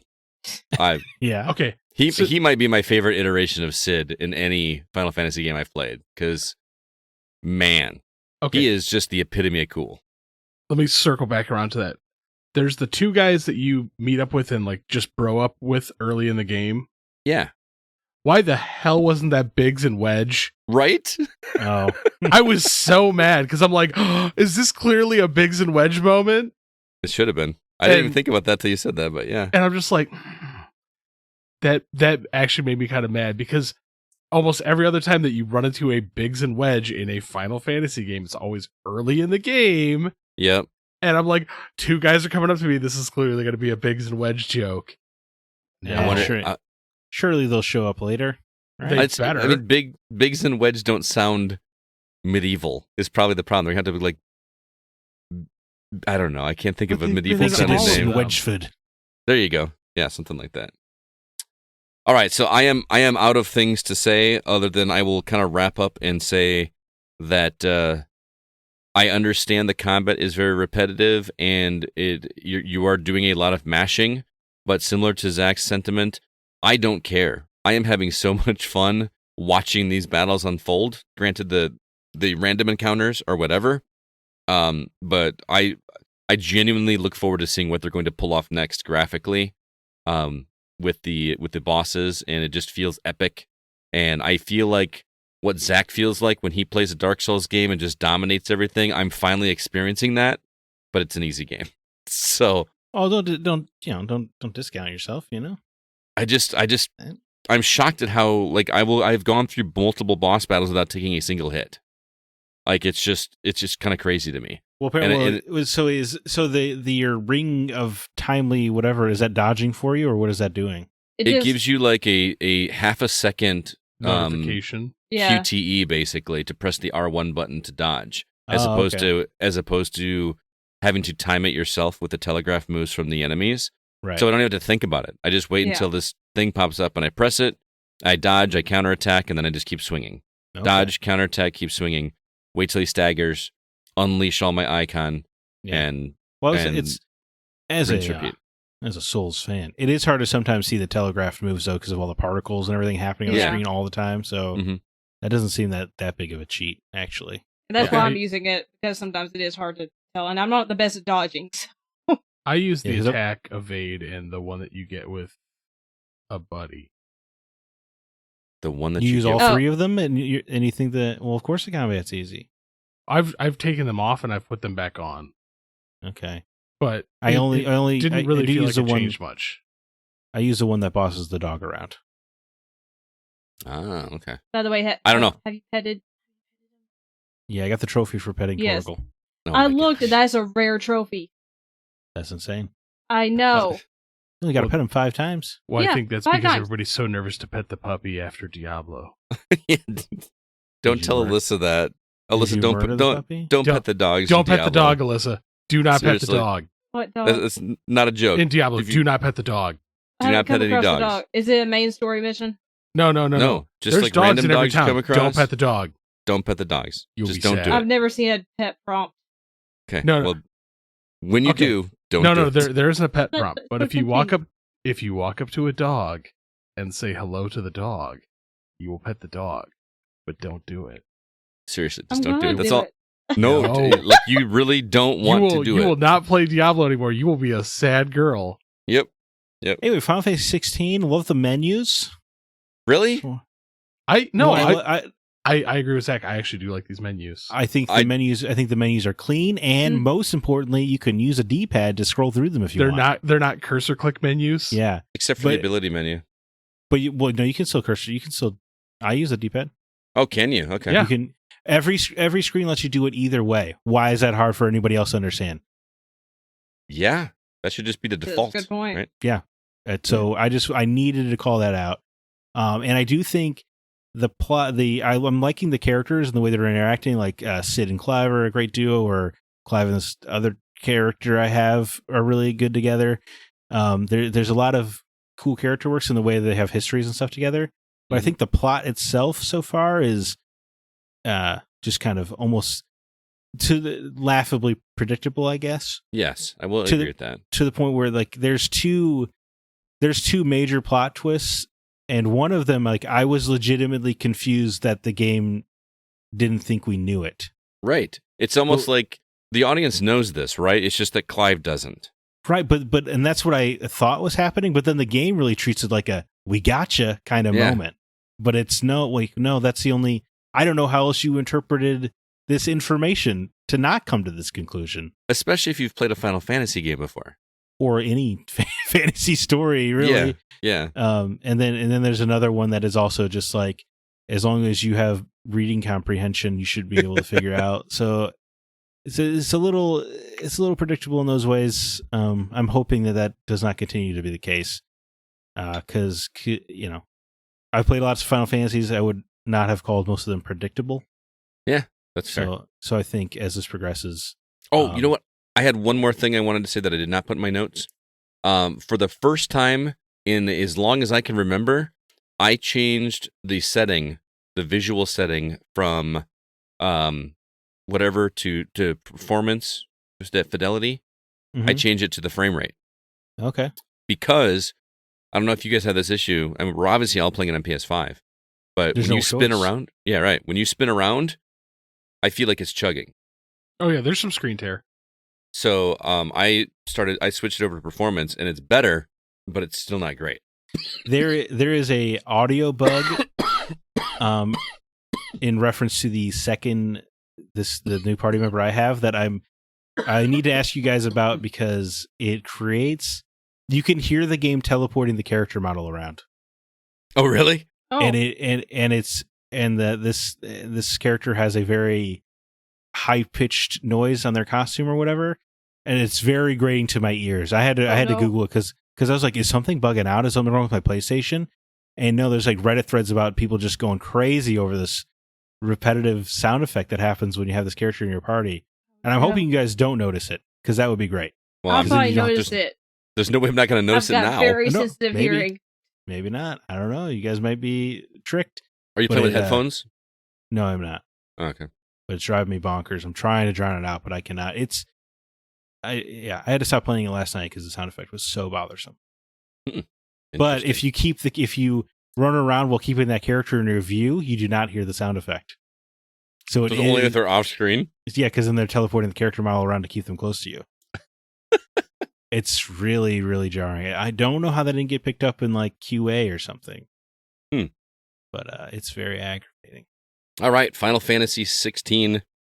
I'm thoroughly enjoying it. I'm giving it a thumbs up. How about you guys? It's very good so far. I'm really. Yeah, I wish I was loving it. I don't think I'm to loving it, but it is really, really good. So perhaps it shall get there. It's going to go on the back burner. Oh, really? Oh. Man. No surprise there. Yeah, for the game that I'm also playing. Okay. Well, we'll get there. Let's go ahead and move on to that, speaking of. Yeah, let's get there right now. Aliens Dark Descent, a real-time strategy game. This game looks like a pretty cool way to use the IP, CB, and we all know how much you love aliens. Yes. So does this scratch the alien fanboy itch? Yes. Zack, you need to play this game immediately. It looks awesome. This is like XCOM, like aliens, right? With aliens, and it's glorious. Because the premise, if you can correct me if I'm wrong, is like you guys are like stranded on a planet together, and you're like having to build your own base, but also while fighting the aliens off. Sounds like a pretty cool structure for an aliens game. Oh, if this was made into a movie, I would watch this in a heartbeat. By the way, it's so yeah. The beginning, you're at a mining colony. Things go sideways, but they start a safety protocol which forces everything down to the planet in the area. And so the planet is a mining colony in itself, and so you have limited resources and personnel, and so you have to be the good Marine that you are and go help the people and fight back the alien horde. Meanwhile, like bulking up your stuff and trying to survive. This is the first time I've played an XCOM style game that I was actually like really invested in. Like I think for me, because I've tried to play XCOM and all the different ones before, and I was terrible at them. This time I've taken the time to try and learn how to play this game. I've also been talking with Brian Regals from the community about it, and he's actually in the same boat as me. Like he's like, Final Fantasy's got to take a back burner. This is too good. Is he a big fan of the IP as well? He's a big fan of games in general, but I understand. But I'm saying, but the story, the gameplay, and like how this works is just that good. So is it turn-based combat or is it real time? It's real time. Okay. Oh, really? It's all real time. I did not gather that from the trailer that I saw. Yeah, it's real time because there's a couple times that I've screwed up and lost Marines. Yeah, it's interesting because XCOM, notably a turn-based game. Because this looking at it, I don't know if this is accurate. It kind of reminded me of Full Spectrum Warrior. If you remember that game, I can see that. Yeah, where you're kind of moving the squad around in real time to flank enemy positions and stuff. Yeah. No, that's exactly how this is. Because you go into like different colonies and different areas, and you have to, because your squad is always 4, and then you have the like your little squad vehicle, which you can use for support, but it has to be moved on a separate screen. Like you essentially have to pull up your map and be like, hey, I need you to go here. But meanwhile, everything else is still happening live time. That's pretty cool. That seems like it would be palm sweat inducing. Oh, it is nerve-wracking, and it really gets me going because like I'm sitting here like my heart is like beating out of my chest because I know what's coming, and it'll warn you, like it has the motion tracker, be like a massive horde is coming, and aliens just start coming out of the woodwork, and so you have to hunker down and use like not only just the environment but like different things that you have in your skill set. Right. And it's 4 against 100. It is intense. I love it. The story is actually pretty good so far. But See, I wouldn't have it's cool expected because that either. I don't think. Huh? So I wouldn't have expected that either. So that's cool. Yeah, like it's a believable story, which I'm loving. What's interesting to me is that you're talking about being invested in the story. And for me, from my experience with XCOM's games, which I thought that's what this was, and what it sounds like is that it's more action-oriented than XCOM. It's Like definitely got its roots in an XCOM game, but it has cool little story beats in between. But my point is like in the XCOM games, you're invested because if you lose a character, you lose the character. Oh, you doing this too?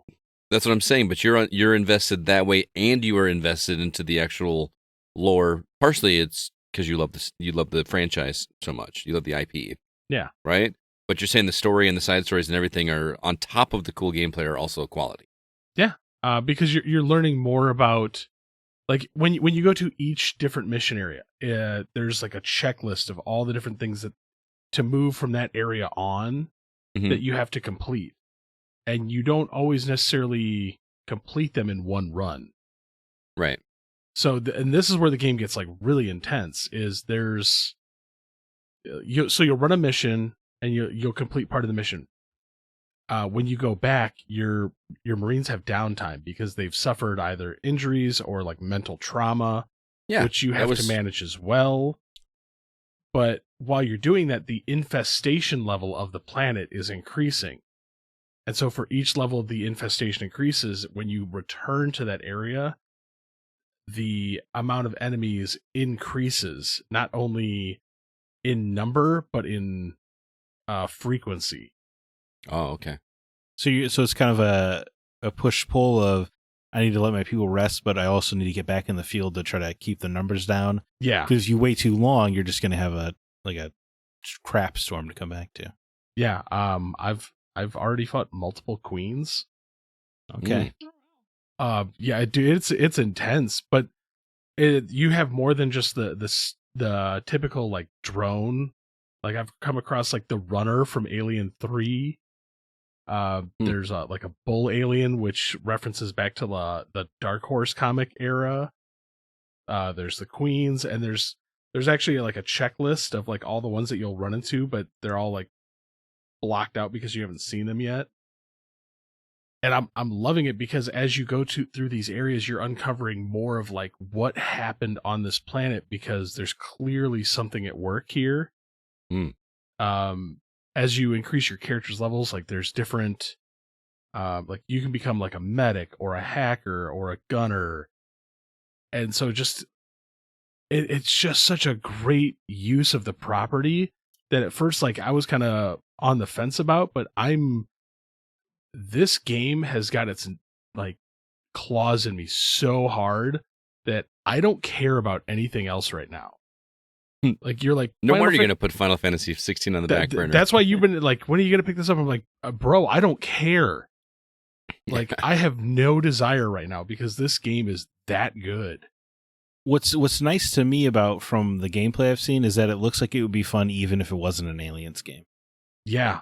It's like that kind of real-time strategy and the base healing kind of push and pull with the infestation. It's just all seems like cool gameplay mechanics.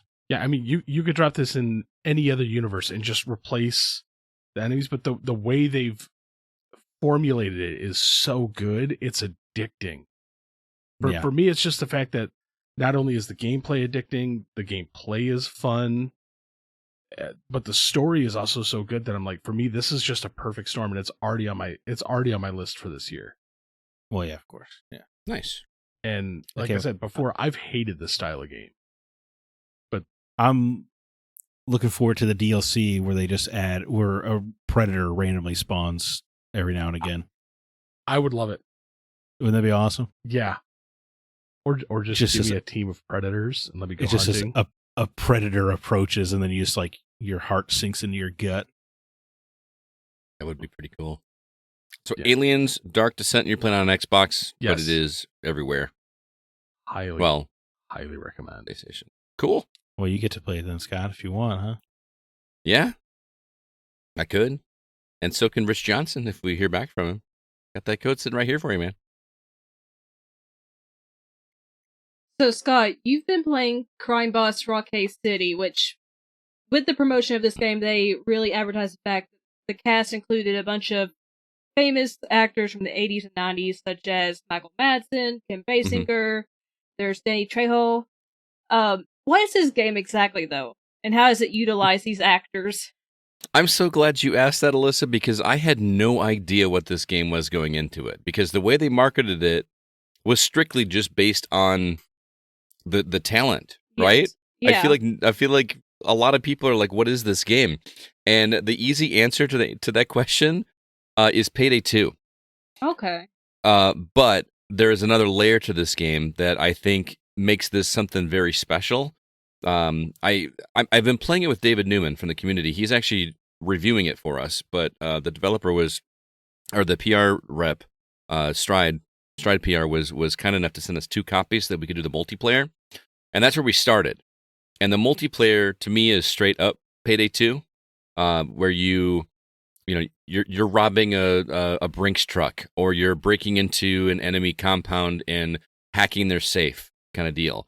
So it's all about trying to sneak in there stealthily, lockpick locks, work your way around, take out enemies silently without being seen. If you get seen, then you just have to take everybody out and try to hack the safe or saw through the safe or drill through the safe, whatever, and then collect the loot and put it in your bags, but you can only carry so many bags. So you have to like work with your team to, I'm going to throw the bag to you, you go take it to the van. I can't play this game without going, "Where's the van?" And it's just like in me to do that. So it takes teamwork for one person that's going to man the drill, because then there's like a little mini game on the drill where you have to keep it to make it go faster. You want to move the pressure up, but not too far, otherwise it overheats and then you're screwed. And so cover me while I do this. I'm going to hand you the bag. You go take it. I'll get some more loot. So you're trying to get as much loot as you can before the SWAT shows up and all this. If you've played Payday 2, it's very similar to that. Where the game gets more interesting to me, well, let me back up. With the multiplayer, we played it with 2 people, and you have to play the multiplayer with 4 people. Okay. Or 4 characters, and the game populates bots for you. I feel like this game will only work correctly if you have 4 people, because it feels very difficult to get the AI to do what you want them to do. You can give them. Go ahead. Have you played the single player at all? I have. I'm going to get to that in just a second. Okay. If you play the multiplayer, you need to play it with 4 people, because the AI is tough to manipulate, and you really want to do that. So if you like Payday 2, and I don't mean to talk down about this game saying that, but to me that's what the gameplay is. What makes this game set apart from other games is the single player, which is what Zack was asking about. The single player is kind of like Payday 2 if Payday 2 were a roguelike. Oh, okay. And what I mean by that is you have the choice to play as Michael Madsen's character, and the story is that the crime boss has been killed by competition, and Michael Madsen's character, who, by the way, his name is Travis Baker, and it's going to take me a long time not to say Travis Barker. Oh, Just saying, like, I see the name and I see Travis Barker, so like, all the small anyway. So Michael Madsen decides that he's going to try to be the head honcho kingpin, and so he is going to recruit a crew and try to take over the city, Rockay City, section by section by section.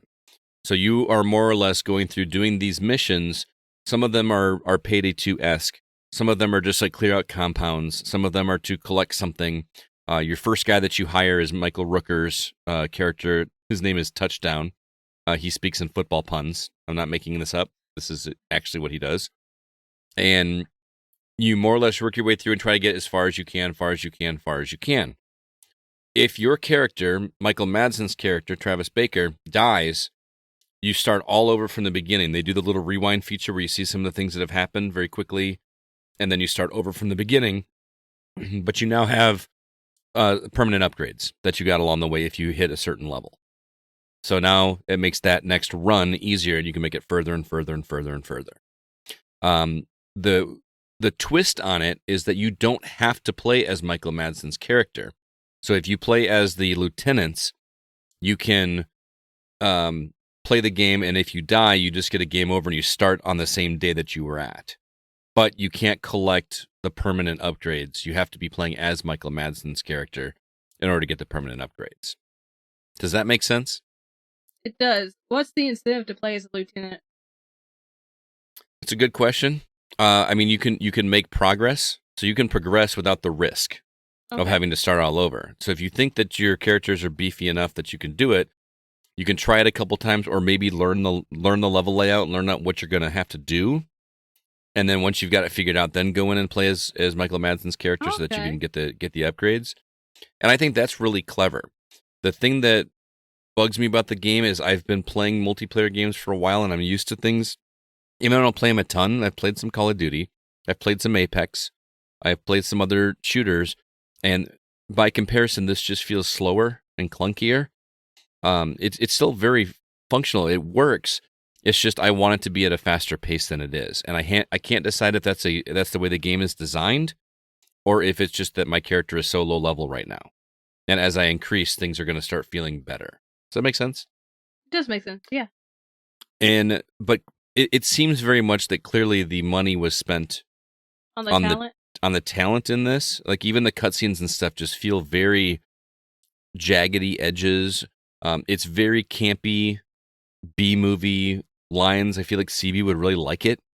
You know, like the characters like Vanilla Ice, Danny Trejo are all like the head bad guys that are also trying to get to Michael Madsen's position. Oh, Chuck Norris is in this, by the way. Oh, yeah, I forgot about that. Who plays Sheriff Norris? Yeah, he's like taunting your character throughout the game, right? Yeah, with a sword. He's got like a sword with a hilt thing over it, like a pirate sword. He's like Napoleon over there on the battlefield. Seriously. And his name is Sheriff Norris. They didn't even change his name. He's just Sheriff Norris. Does he give a better performance in the game than the trailers? No. Okay. I mean, in the trailers, it really seemed like he was in front of his webcam reading the script for the first time. That's kind of the impression I got while playing it as well. Okay. All right. Everybody else seems to be hamming it up, having a good time, from what I could tell. I mean, he's just Chuck's reading getting it. pretty old. Yeah, I mean, Chuck seemed like he was confused. So I walked away from this game being like, I think I'm good. But the more I thought about it, the more I really like the way this game is designed. I just wish that the shooting felt more fun. Even though the game does feel very forgiving, like the hitboxes seem very wide open. Like I will shoot at an enemy clearly missing their head by like 2 or 3 feet, and it will do a headshot. You know what I mean? Like so it feels very forgiving. It's not meant to be a hardcore shooter. It's meant to be a shooter second and a looter first. If that makes sense.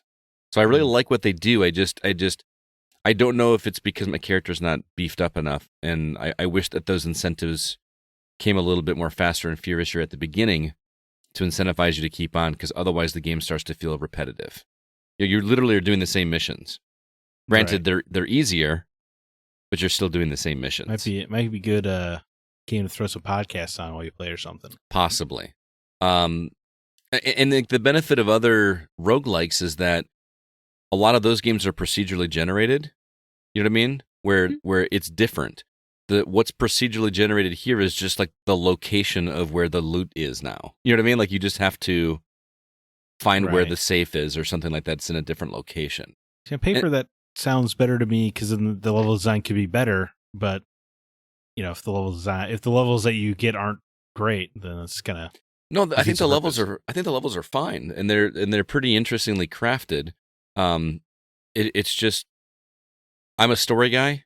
I want to push the story. You know what I mean? And if I'm just like having to, it's one thing with a roguelike like Rogue Legacy or Undermine, where I'm playing it just because it's fun.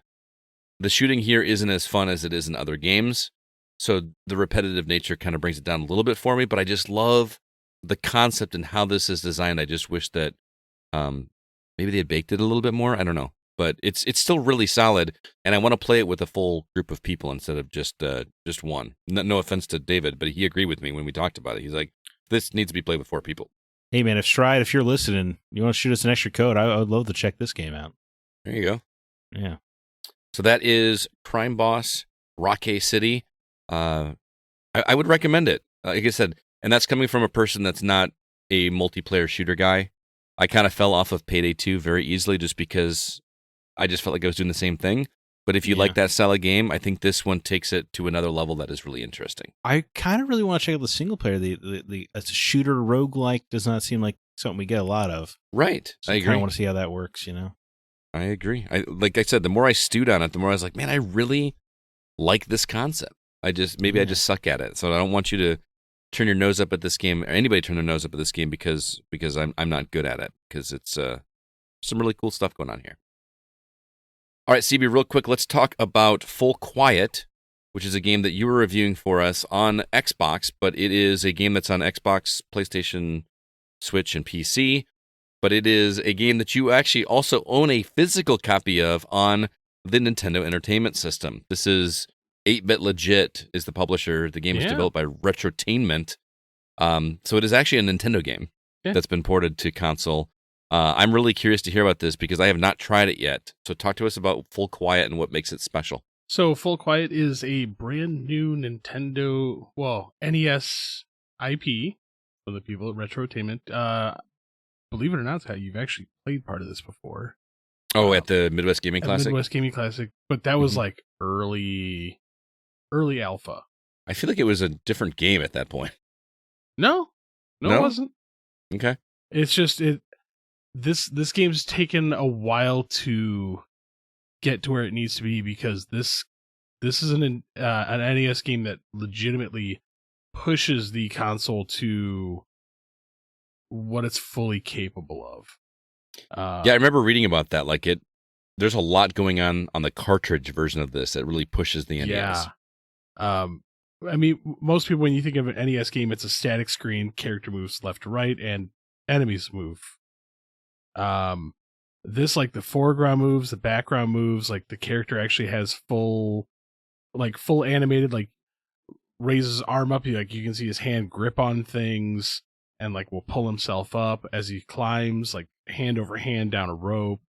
It's impressive to see somebody give this much detail into an NES game. As far as a story, you are a guy who is trying to fix a radio relay because your son has disappeared and you think something has taken him. You have a gun. So it's the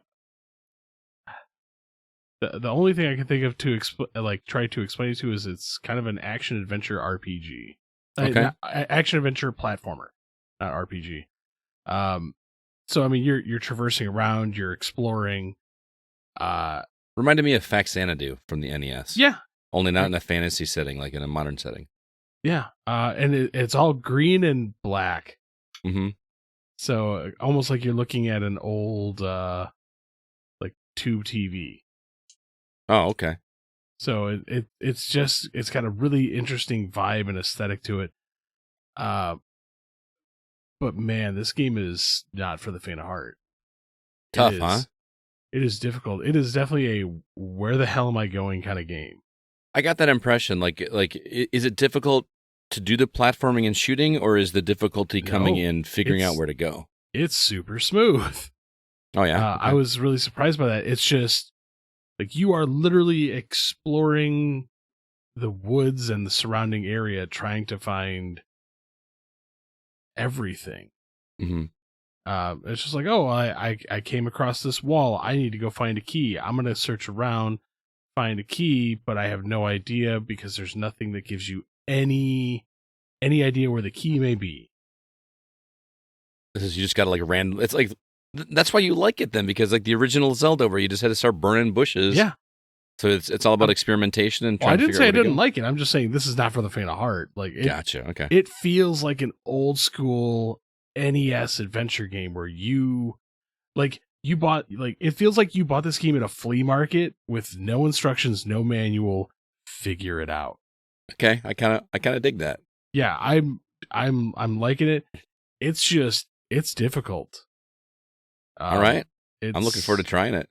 It's a beautifully crafted NES game. I need to actually open my like actual NES cart and put it in to see compare. how. I want to see. Yeah, I want to see the comparisons of like a digital Xbox game versus the NES game.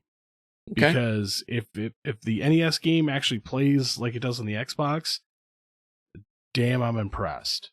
So I wonder if there'll be like the flashy stuff when there's a lot of stuff on screen, or you know what I mean? Yeah, so it's a cool game.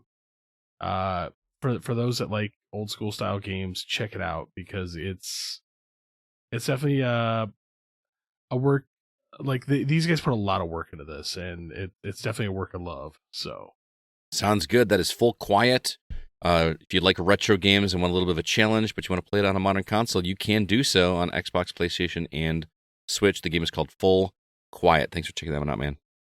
Real quick, before we move on to our topic, I sat down with Mike Card, buddy of mine, Blast from the Past. Actually started recording with Mike 8 years ago, believe it or not. Actually, over 8 years ago, and he's reviewing a game for us. We'll check it out right now. I'm here with a good friend of mine that I used to podcast with long before the Gaming Outsider was a thing. It gives me great pleasure to welcome to the show back once again, Mr. Mike Card. What's going on, Mike? Hey, Scott. It's always a pleasure to be back here through your 8th anniversary of the Go podcast. Well, congratulations. I can't even get the words out. Yeah, it's been a long 8 years, but it had been close to 10 years ago since we started the official Thread podcast. I remember sitting in my closet right there, talking to you while you're over in Portland. It's kind of crazy. Talking into pantyhose? Yeah, pretty much. But we're not here to talk about a history lesson about the Go. We're here to talk about a game that you've been checking out for us. Actually, both of us have been checking out, but you more so. It's called Yomi 2. Comes from developer Serlin Games and we were provided copies from our friends over at Stride PR. So real quick, can you kind of give the elevator pitch to everybody what this game is? Because I feel like I would do a poor job explaining it outside of it is a fighting game where you use cards instead of actually fighting mechanics. But you could probably do a better job than I can. I mean, in a nutshell, that is basically it. I think the best way to kind of get into the nitty gritty and explain that a little bit better is that it's designed by Sterling Games and named after David Sterling, who's actually the lead designer on Street Fighter HD Remix and Puzzle Fighter HD Remix. And he's like I guess he was a prolific fighter. I don't know if prolific is the right word, but he was in the fighting game scene for a while. So the guy knows fighting games. And he basically said, hey, I want to do a fighting game, but I want to do a board game. So let's do a card game. And that's essentially what Yomi, which has been around since about 2015, I think. It's just literally a fighting game, but you can play, on your tabletop. But instead of your fighters, you have a deck of cards. Right. So the way that, and again, I haven't played the original Yomi, so I'm going to try to explain it the best I can. But I feel like fights are more or less in two phases. You and your opponent both play a card. You don't know what it is until they're both revealed at the same time. And there's more or less a rock, paper, scissors match that goes on first. And but instead of rock, paper, scissors, you've got throws, attacks, and blocks.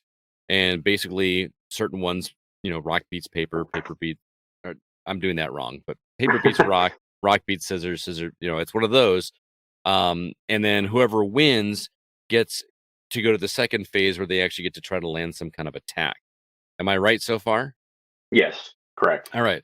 And then once you have the attacks, based on the available cards you have in your hand, you can choose to do some kind of attack. You've got basic punches, kicks that are both high and low, which also comes into play with the blocks because there are high blocks and low blocks. So, even though paper beats rock, if you don't do a high paper, it's not going to beat a low rock.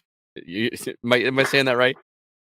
Yeah, I mean, it's like a fighting game. If I punch you in the face and you're not blocking your face, then I'm gonna hit you in the face. But if I kick you in the balls and you're blocking down there, then I'll block it. Same concept, just with cards. Yeah. So then, when you go to your attack phase, you have a choice to do these attacks, but the idea is to try to do as many, like a higher combo. And in order to do a combo, you have to do cards in sequential order. So the idea is you're building up this deck, and they're lettered A, B, C, D, and then X, Y, Z. And if you can do those in order, so like if I do an A and a B together, it's going to do a 2-hit combo. If I do A, B, C, it's going to do a 3-hit combo, and so on. Then on top of that, you've got, your super moves. If I equate it to Street Fighter like we were doing, like a Hadouken or a spinning bird kick, those are going to be a little bit more complicated. But you've got those as well. You've got ultra moves. I don't know. What am I missing here? Help me explain this. Yeah, you're actually doing a pretty good job of it. I think another way, if people are trying to visualize how this works, is the original Yomi. Basically, the decks of cards work like a deck of cards you would play like poker with. So like a lot of the attacks, like a 3, 4, 5 would be like, and I don't remember if the suits mattered in that version of Yomi, but similar idea. And then all your face cards would be like your Hadoukens, Dragon Punches, and such. So that kind of thing. Right. And then it gets even more complicated because then you have your ultra moves, which, if you, again, relating to Street Fighter, you're building up that gauge that once it hits to max, you can unleash this ultra move. And the way the game does that is you have a meter, but it's in the form of dots. So like you have 3 dots. And in order to fill that up, there's 2 ways to do it. One way is to discard 2 cards that are the same, or to land these combos that we've been talking about. And then once you have all 3 of those, then you can play that ultra card, which has been sitting in your hand useless up until that point. So that it's just a really clever way to do a fighting game.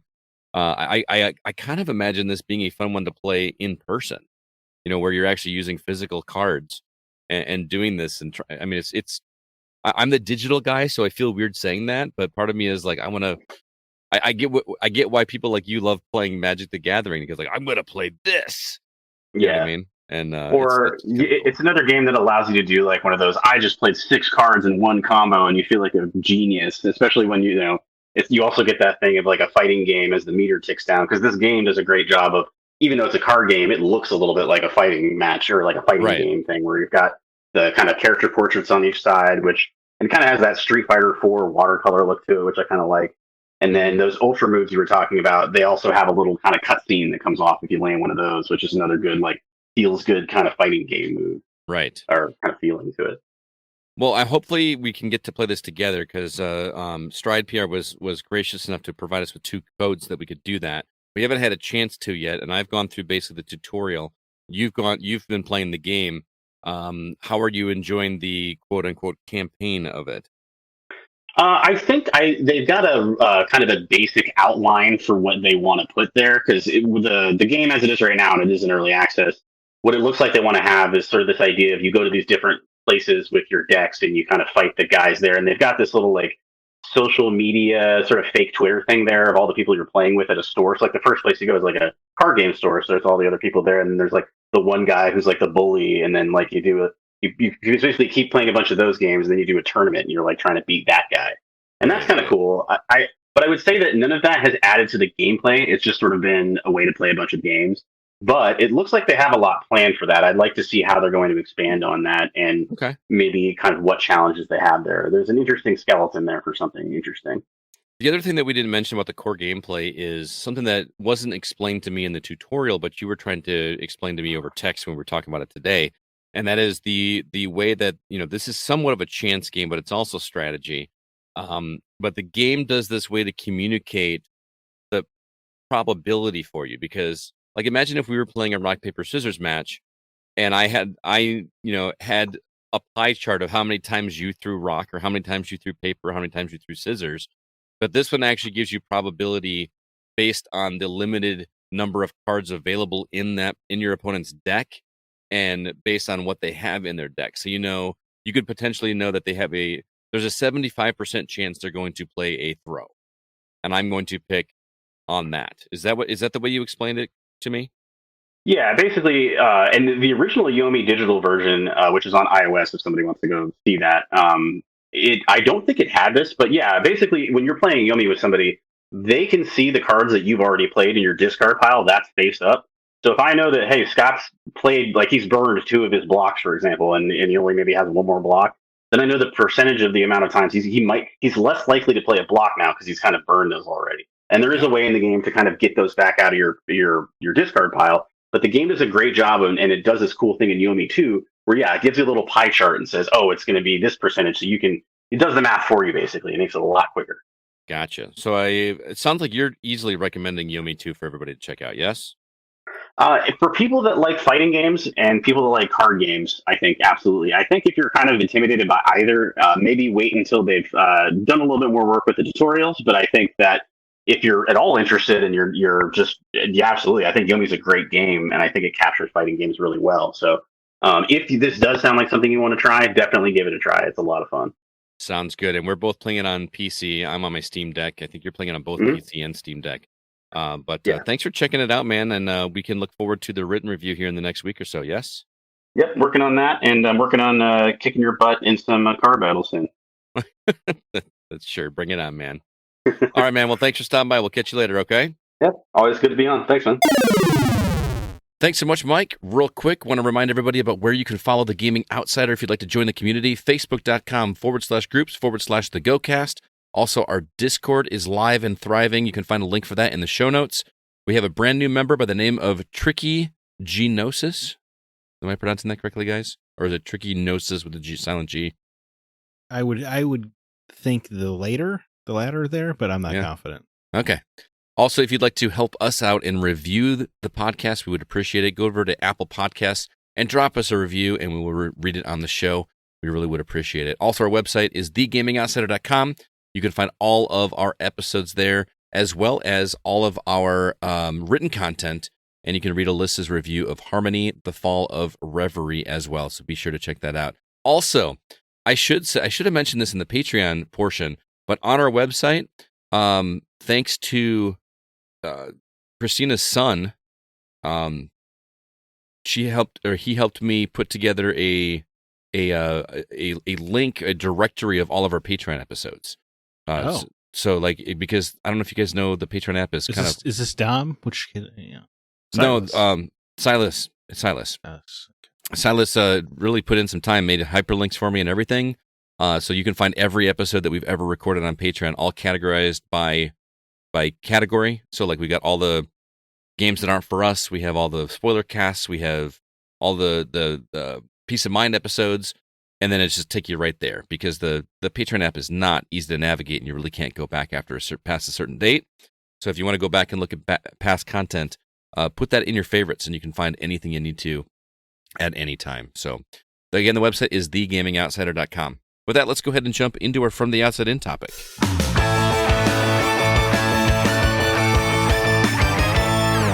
This is obviously a big release with Final Fantasy XVI. This seemed like a good time to take a look back at the series as a whole, learn a little bit about the history behind it, and talk about our favorite and least favorite in the series. So we're going to start with a little bit of a history lesson. And Zack, I hope you don't mind. I know you are excellent at research. You always research this kind of stuff for us, but I wanted to give an opportunity to our listener. I mentioned his name already, but Brandon Smith. He's kind of our resident expert on all things Final Fantasy, and he actually put together a brief history lesson that I thought I'd share with all of you guys. So if you'll indulge me for a second, I've got some interesting facts about Final Fantasy. Some of it you might know, some of it you might find otherwise interesting. So this was created back when Square was facing bankruptcy, and despite popular belief, the name Final Fantasy was not initially planned as a nod to the company's financial troubles at the time, although some sources do dispute this. He goes on to say that the original working title was Fighting Fantasy, but was changed to avoid copyright issues with a fantasy gamebook series of the same name. I think one of the things he told me that's not here in his history lesson is that the director, or the creator, he wanted the game to be two Fs. He liked the alliteration of F and F, so Fighting Fantasy became Final Fantasy. The game features a battle system largely inspired by Western RPGs such as Dungeons & Dragons and Wizardry, and it features the first ever mini-game in a video game. I did not know that. What's the mini-game? It is a 15-tile sliding puzzle that was in... I didn't even know that because I've never finished the original Final Fantasy, but... it also features a number of elements that would become staples of the series, such as job classes, turn-based battles, elemental crystals, ships and airships, a dragon named Bahamut, and a convoluted and confusing plot. These are Brandon's words, not mine. Nice. Well, if you played Stranger of Paradise, Final Fantasy Origin, everything would be much clearer. Are you being facetious? Well, they do try to explain some of the Final Fantasy 1 plot, but no, I'm being facetious. Okay. It further complicates Final Fantasy 1 to orders of magnitude. Awesome. Moving on to Final Fantasy 2, he said this is the first game that had the appearance of chocobos, and also the first time we had a character named Sid, both of which would become recurring elements of the series. That was released in 88. Final Fantasy 3... They should retroactively add a Sid to Final Fantasy 1. I mean, Brandon may have done that. I haven't played his remake yet. I wonder if he just threw a Sid in there. That'd be pretty cool. Final Fantasy III released in 1990. I should have said, by the way, the original game released in 1987.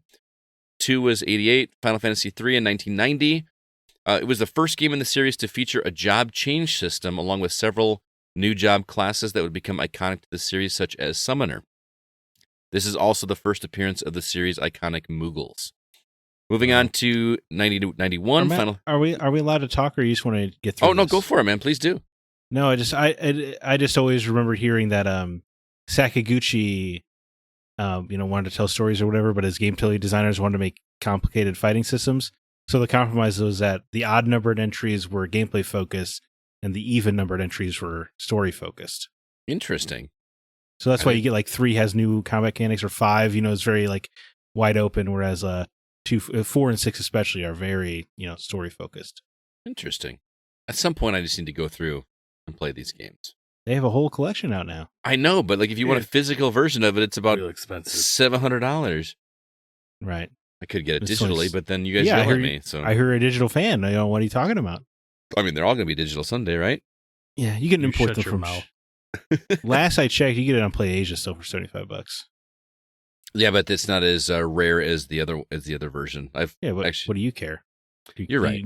Yeah. I just want the rare one. But anyway, 91. Jeez. Final Fantasy IV was originally released as Final Fantasy II in the U.S., since it was only the second game in the series to see a U.S. release. This game introduced the ATB, or Active Time Battle system, that would become a major staple of the genre. Moving on to, again, jump in whenever you guys want. I love how Zach's like, am I allowed to talk? It's a podcast, man. Yes, you're I know, but you're going down. Shout out to Porum and Palom, little dudes, Final Fantasy IV. Okay. My homies. That's the one, is that Cecil, right? Cecil? I don't know. All I remember, and I don't even know if I had the right game, is that the one that starts out with the wind has stopped? The wind has stopped. Is that 4? I don't remember that. But you started as a bad guy, right? Final Fantasy IV? I have not played that one, man. I played the US version of 3, 7, 8, 9, 10, 13, I'm pretty sure 15. 4 you start as Cecil the Dark Knight, and then eventually when he becomes a good guy, he becomes a paladin. But the important part was that how so many JRPGs start with your home village getting burned down, and this one you play as the lead of the battalion that's burning the village. Oh, that's cool. Yeah. Nice. Final Fantasy V in 92 greatly expanded the job class system established in the previous games. And then Final Fantasy VI in 94, originally released as Final Fantasy III in the US, since it was only the third game to see the US release. And that one features a massive roster of 14 playable characters, and allows the players to change party members at will for the first time in the series. One of the coolest mid-game twists of any game ever. It was. That was a great. It holds up as well, because I only played it with when we were going to do that series with Christina. Yeah, we got about a third of the way through the game, I think. Yeah. But I played a little bit more of it. I got to the twist. It was good. It's good stuff. Yes. Final Fantasy VII, that's actually where I started in the series. This was the first game to feature 3D rendered character models and cinematic cutscenes, and it was the first game to leave the Nintendo platform in favor of the Sony PlayStation. Sephiroth. Yeah, you use the 3D rendering term pretty loosely there, because they had Lego brick hands. Did they? No. Yeah. Who was it that had the they were literally sphere hands? Oh, was that the priest guy in Red 13's camp? I mean, they all had square hands. It was like cubes. Yeah, some of them had more spherical hands. He's right. Yeah, but I would assume this is most people's entry point, right? I mean, based on sales numbers alone. Yeah, for the most part, because my first was Final Fantasy on the NES. Right. I get it. Yeah, you're cool. I'm old. You're a cool guy. Final Fantasy VIII, it released in 99.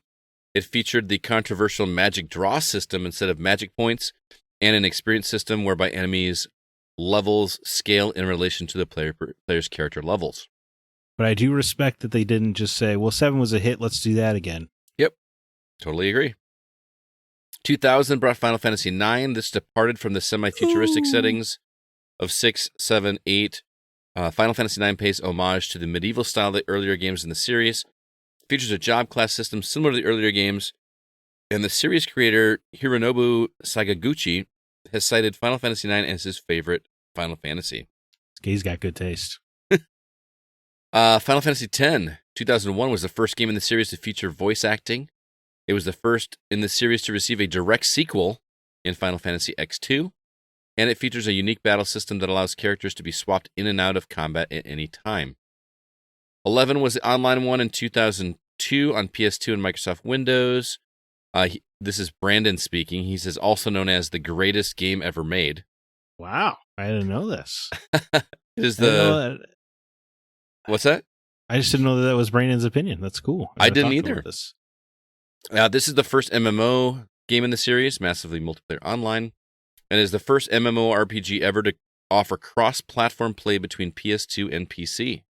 Like, not just in the series, first time they ever offered that. So that's kind of cool. It went to 360 later, right? Or am I imagining this? Yeah, no, it was... Yeah, I believe 11 was on 360 as well. I know I feel silly, but I'm pretty sure. I'm pretty sure it was the first Final Fantasy on Xbox. I could be wrong. And this game has also continued to receive numerous expansions and updates as recently as 2023, if you'd believe it. I remember. I get the press releases still. Yeah, I do as well. It's pretty crazy, dude. I know. Final Fantasy XII, 2006. This is arguably the first truly open-world game in the series. It set the world of Ivalice, making it part of the Ivalice Alliance series, along with Final Fantasy Tactics and Final Fantasy Tactics Advance. Moving on to 13 in 2009.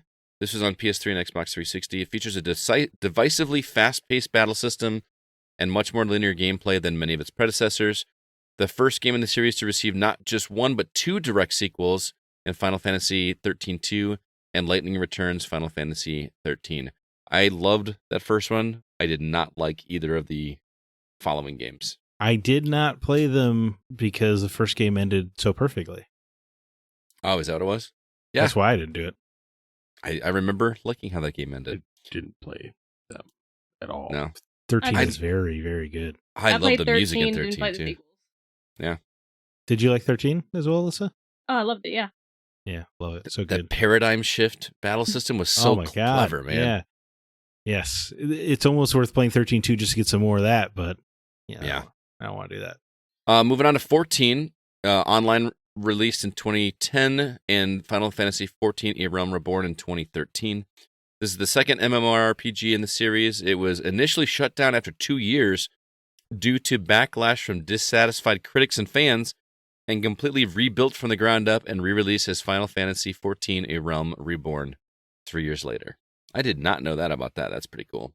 You didn't know? Oh, man, it was such a crazy story.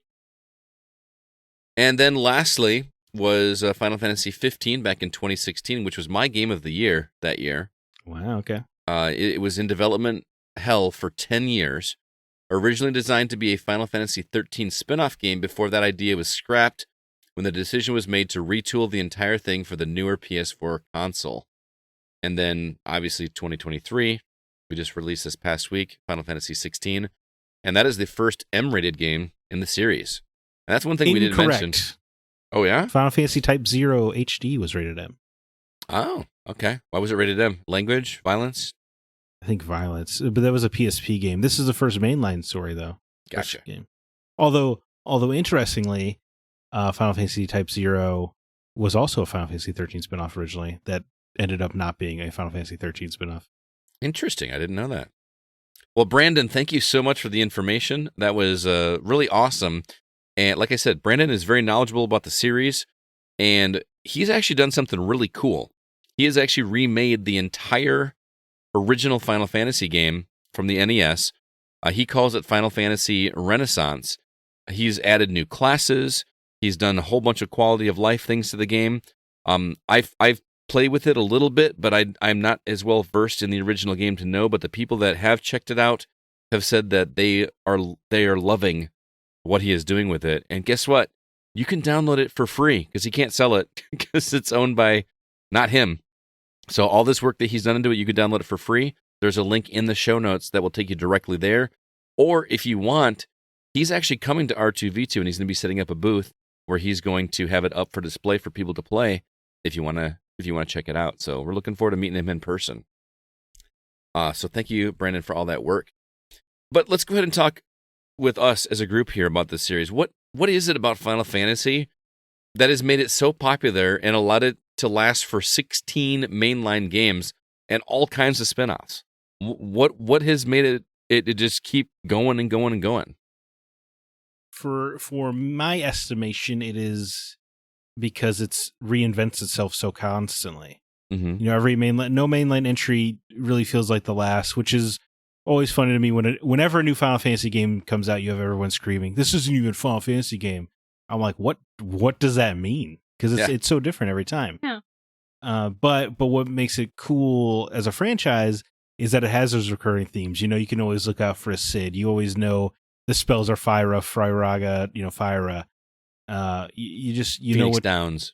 Yeah, Phoenix Downs, potions. You know, you have all these series staples, and you get to see them kind of remixed and interpreted differently, and it's super cool. And because it's Square Enix's mainline franchise, they're pouring money into it. You know that they're going to want to make sure the story is good, so you can expect quality generally.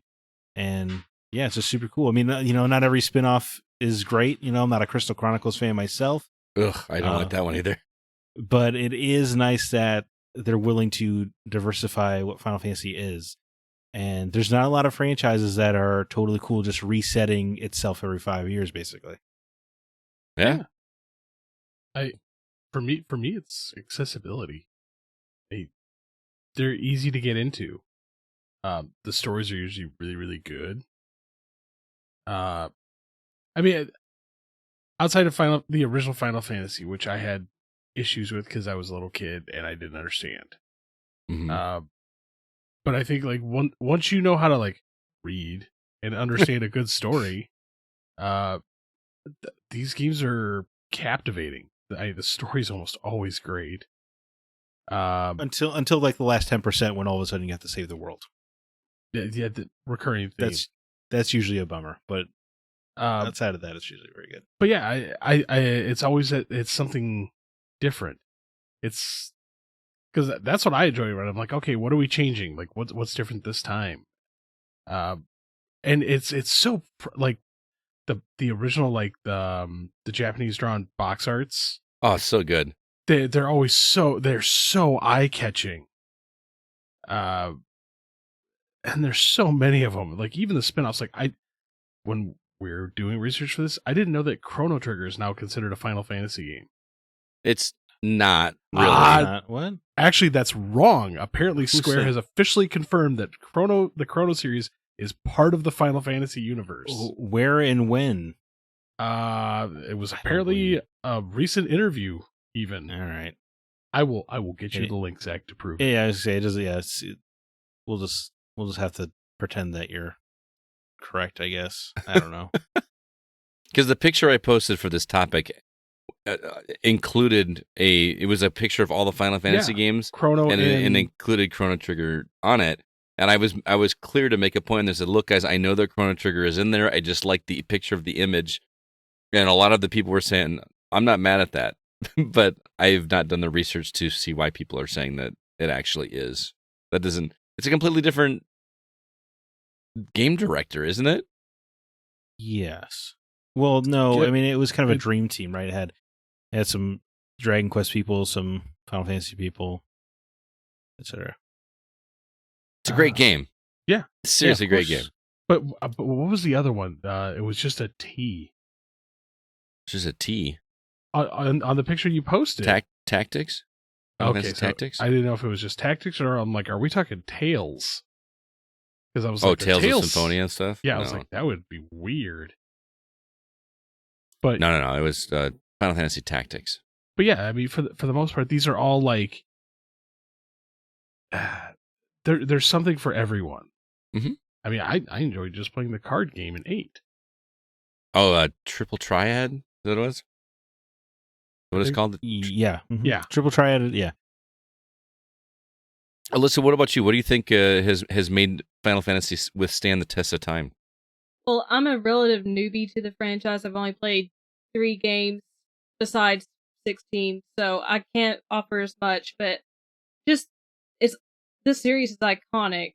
There are so many characters that, even if you've never played the games, because I hadn't played a game previous to 13, you recognize the music.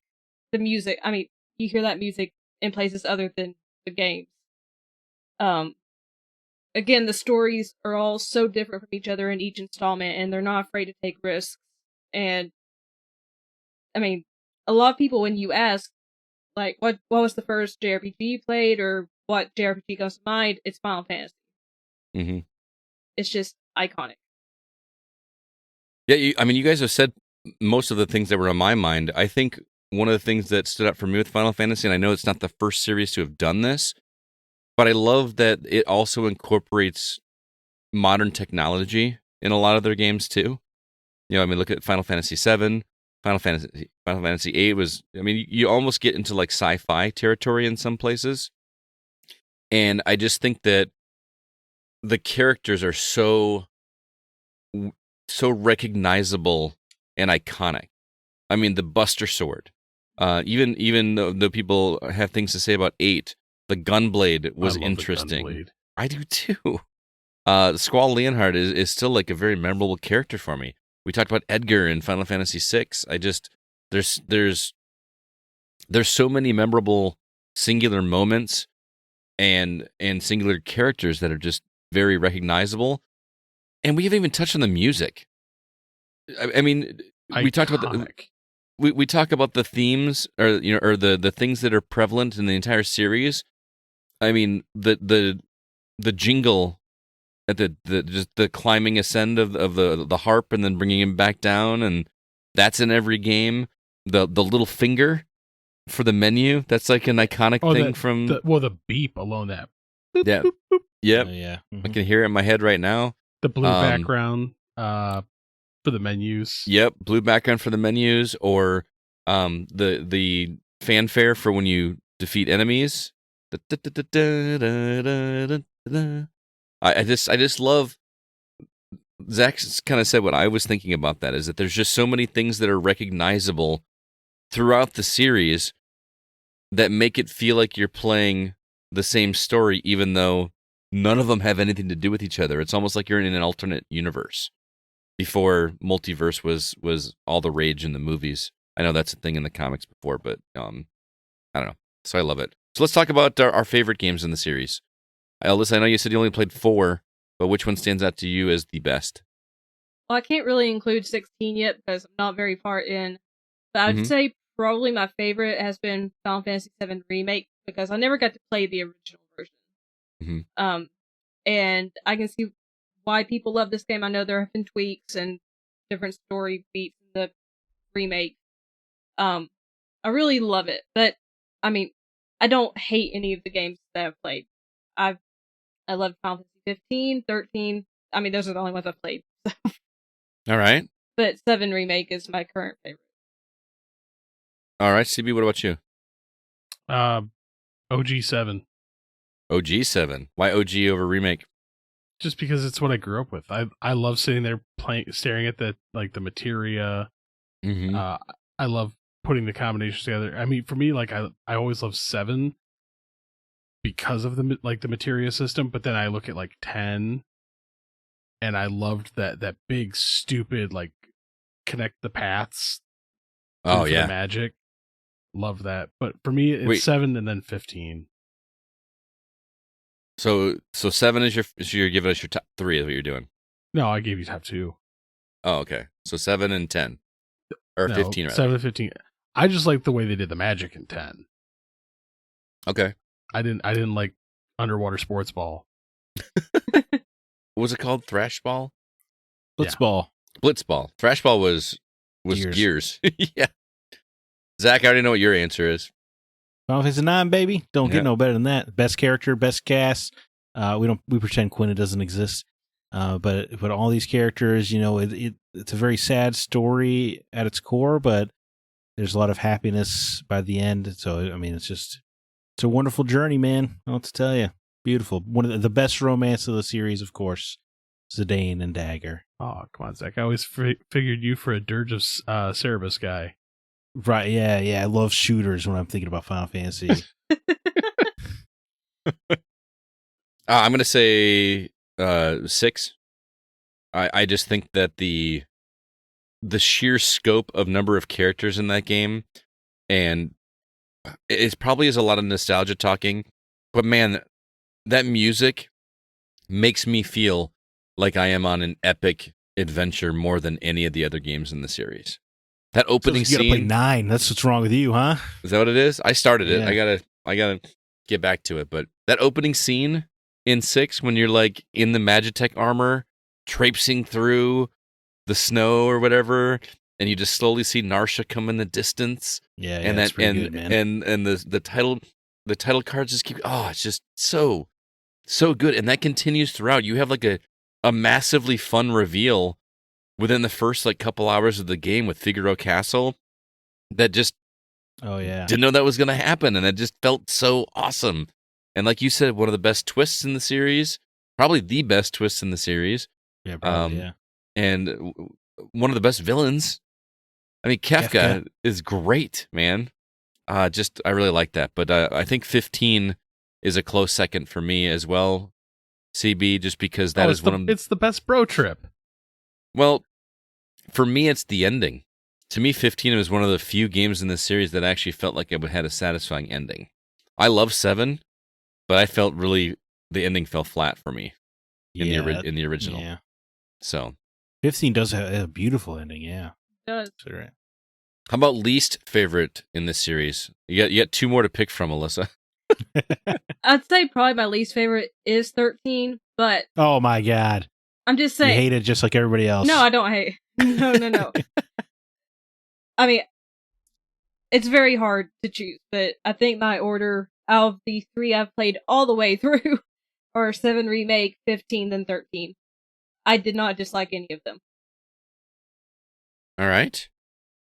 Who's up? Oh, me, I guess. You know, obviously I don't really care about the first Final Fantasy at all, but it almost feels like cheap because it was such a starting point.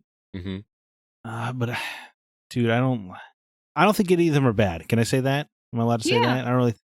But my least favorite one I think is 8, which I hate saying because I feel like that game gets dogged on all the time. But I can forgive the wacky experience point system, and I actually kind of like the draw system. Sorry. I did too. Yeah, I thought it was kind of a cool little system. But I was totally, and I like the little school setting, but there is a twist like 2/3 of the way through the game that is so egregiously bad that you say Final Fantasy VI is the best twist in the series. Final Fantasy VIII's twist might be one of the worst of any game ever. I think it's miserable and lame and undercuts a lot of the story that happens beforehand. And I cannot believe that got past the writing room and that really screws things up for me because I really like Squall and Renoa and Zell and the whole gang. But I really think that twist is lousy. And I love Laguna. That guy is awesome. I do remember liking Laguna a lot. Yeah. I feel like my answers are cheap then because I picked one that was not from the mainline series, and that was one you already mentioned, Crystal Chronicles, which should not have had Final Fantasy in it. Yeah, I guess I was thinking mainline for myself. It's hard for me to pick a mainline one because of the ones I've played, I mean, can I count like the sequels to 13? Does that count, or does it have to be the first one? Well, you just said you didn't play those. I played a little bit of Lightning Returns, and I didn't like it.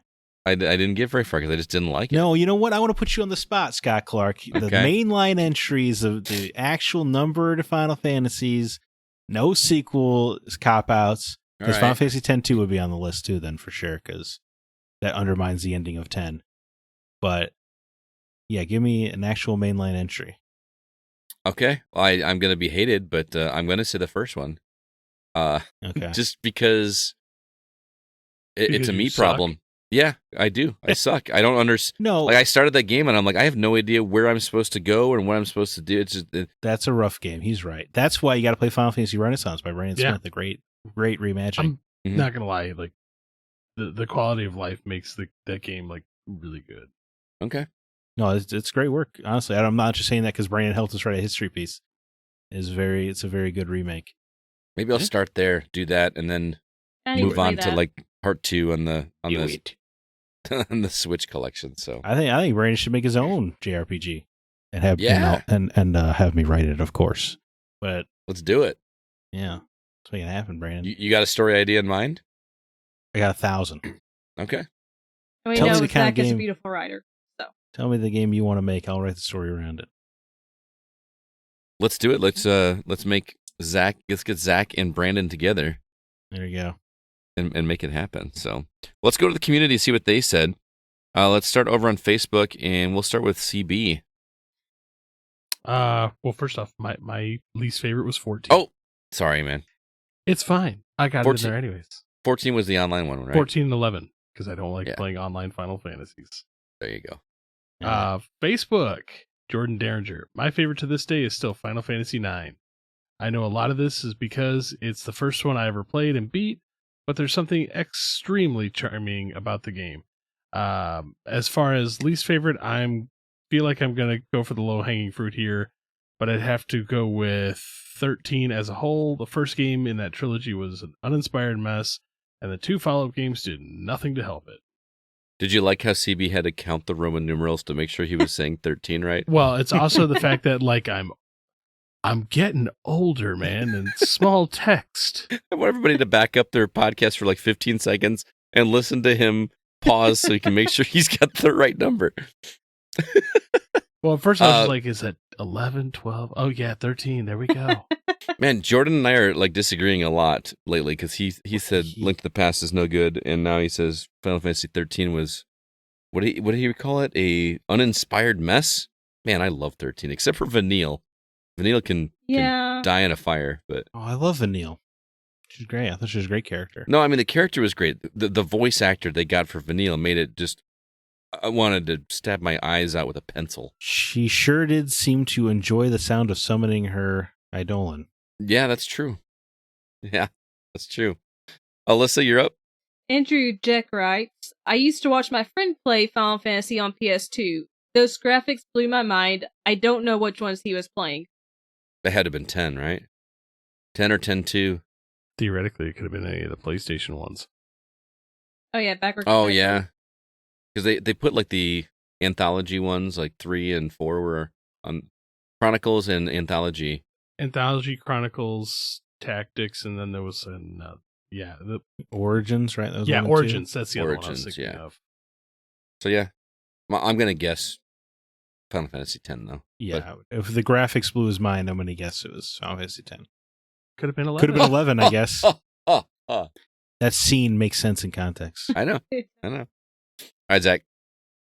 Well, first, I just want to say Jordan is completely correct. 9's the best one. Shout out to Kuja, best villain of the franchise. We all know that.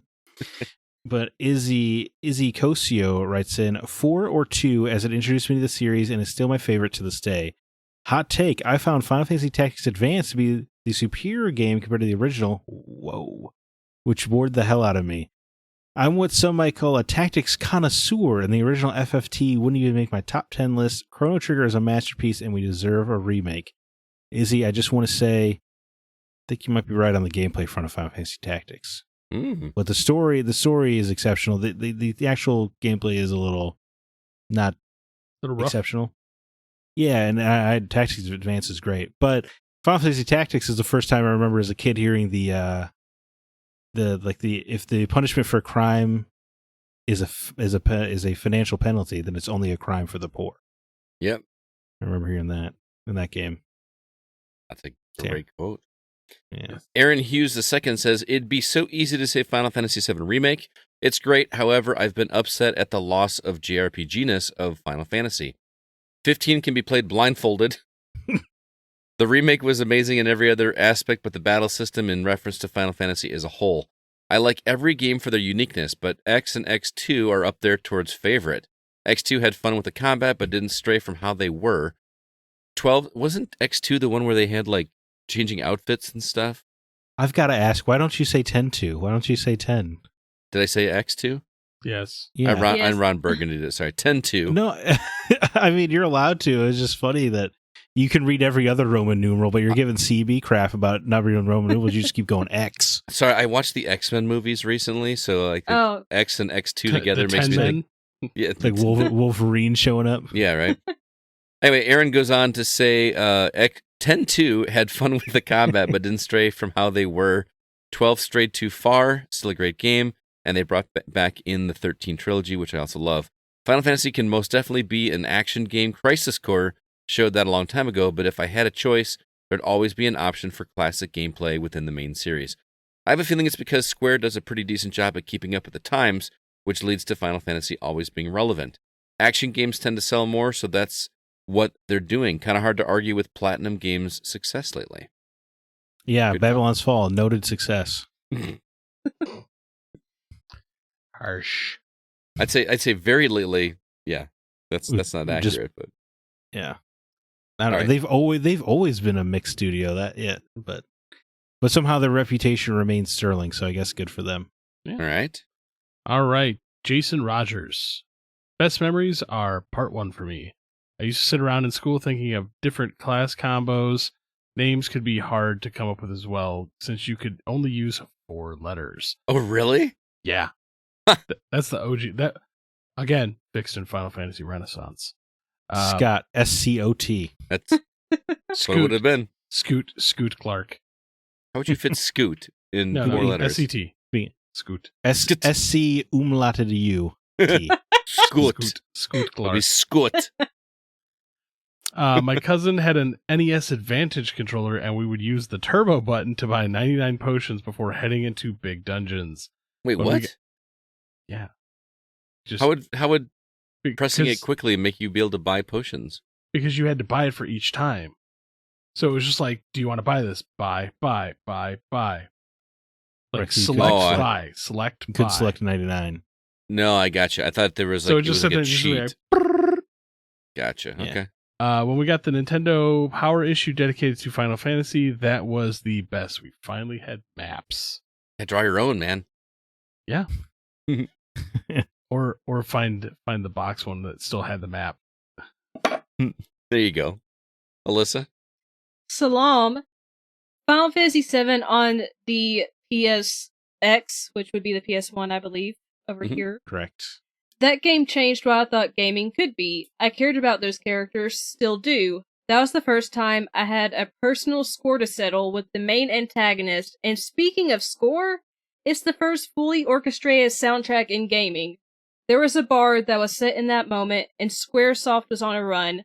They followed it up with They followed it up with Xenogears, an underrated classic, but Final Fantasy VII is one of those games that's been with me since the first time I played.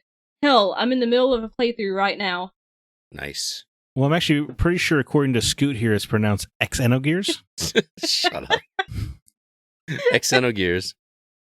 To Scoot. Scoot Clark.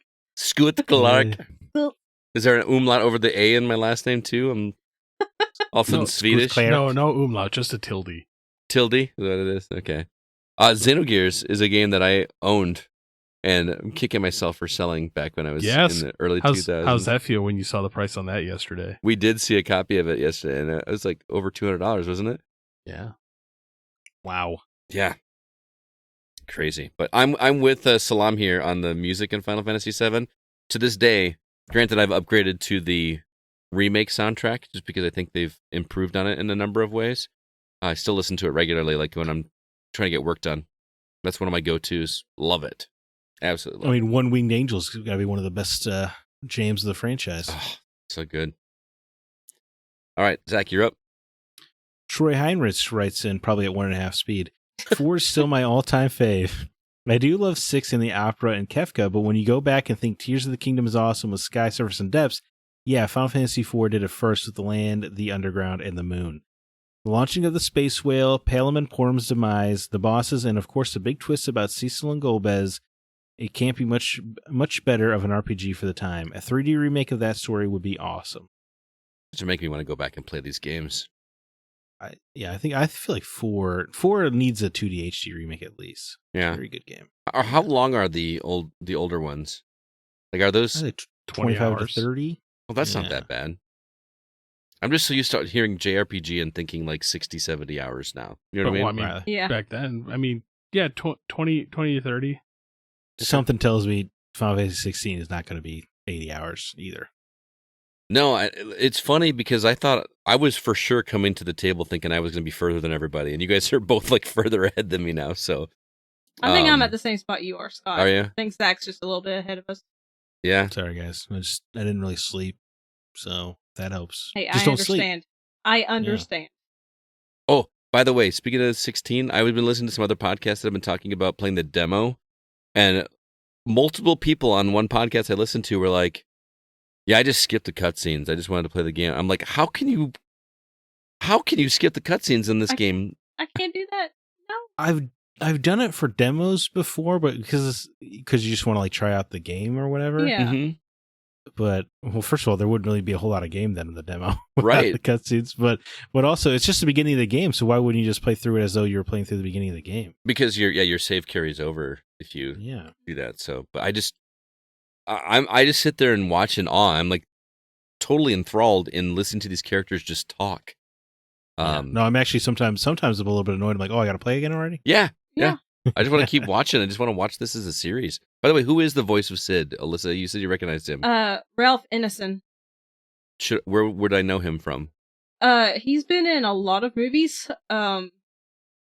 He's got a very distinctive voice. Every time, I don't even have to see his face. If I see his voice, I know it. But lately, he's been in Green Knight. He was in The Pope's Exorcist, which that was yeah. I know who you're talking about now. The Northman. He was in that. Man, He I'm does- striking out here. yeah. These are all movies I haven't seen yet. I mean, you go to his IMDb though, and there's a ton of credits. Who Okay. did he play in The Green Knight? Do you know? The Green Knight. Oh, okay. Himself, Oh, yeah. yeah. Okay. Yeah. Mhm. Okay. I love that dude's voice. Just Got a great voice. everything rolls. He's off of him. also a voice in Diablo 4. Oh, is he? Okay. Oh. I believe Sid is Laura? Oh, well, that makes sense. cool as hell in this game. Absolutely. He is awesome. Moving on to Discord. Some of the community have never played one before and made sure to let us know. Thomas Beck says, I have never played a Final Fantasy game. That is my memory of it. Mark Zemansky says, I have no idea. My first foray into Final Fantasy will happen today. Yeehaw. So 16 is going to be his first game in the series. David Newman says, I've never played a Final Fantasy game. Turn-based combat has never been an interest of mine. I own Final Fantasy 15 and 7 Remake, and Final Fantasy 16 looks awesome, but my backlog is so large that I've never given them a chance. Maybe someday. CB? Ooh. So, first off, Mark Szymanski, bacon.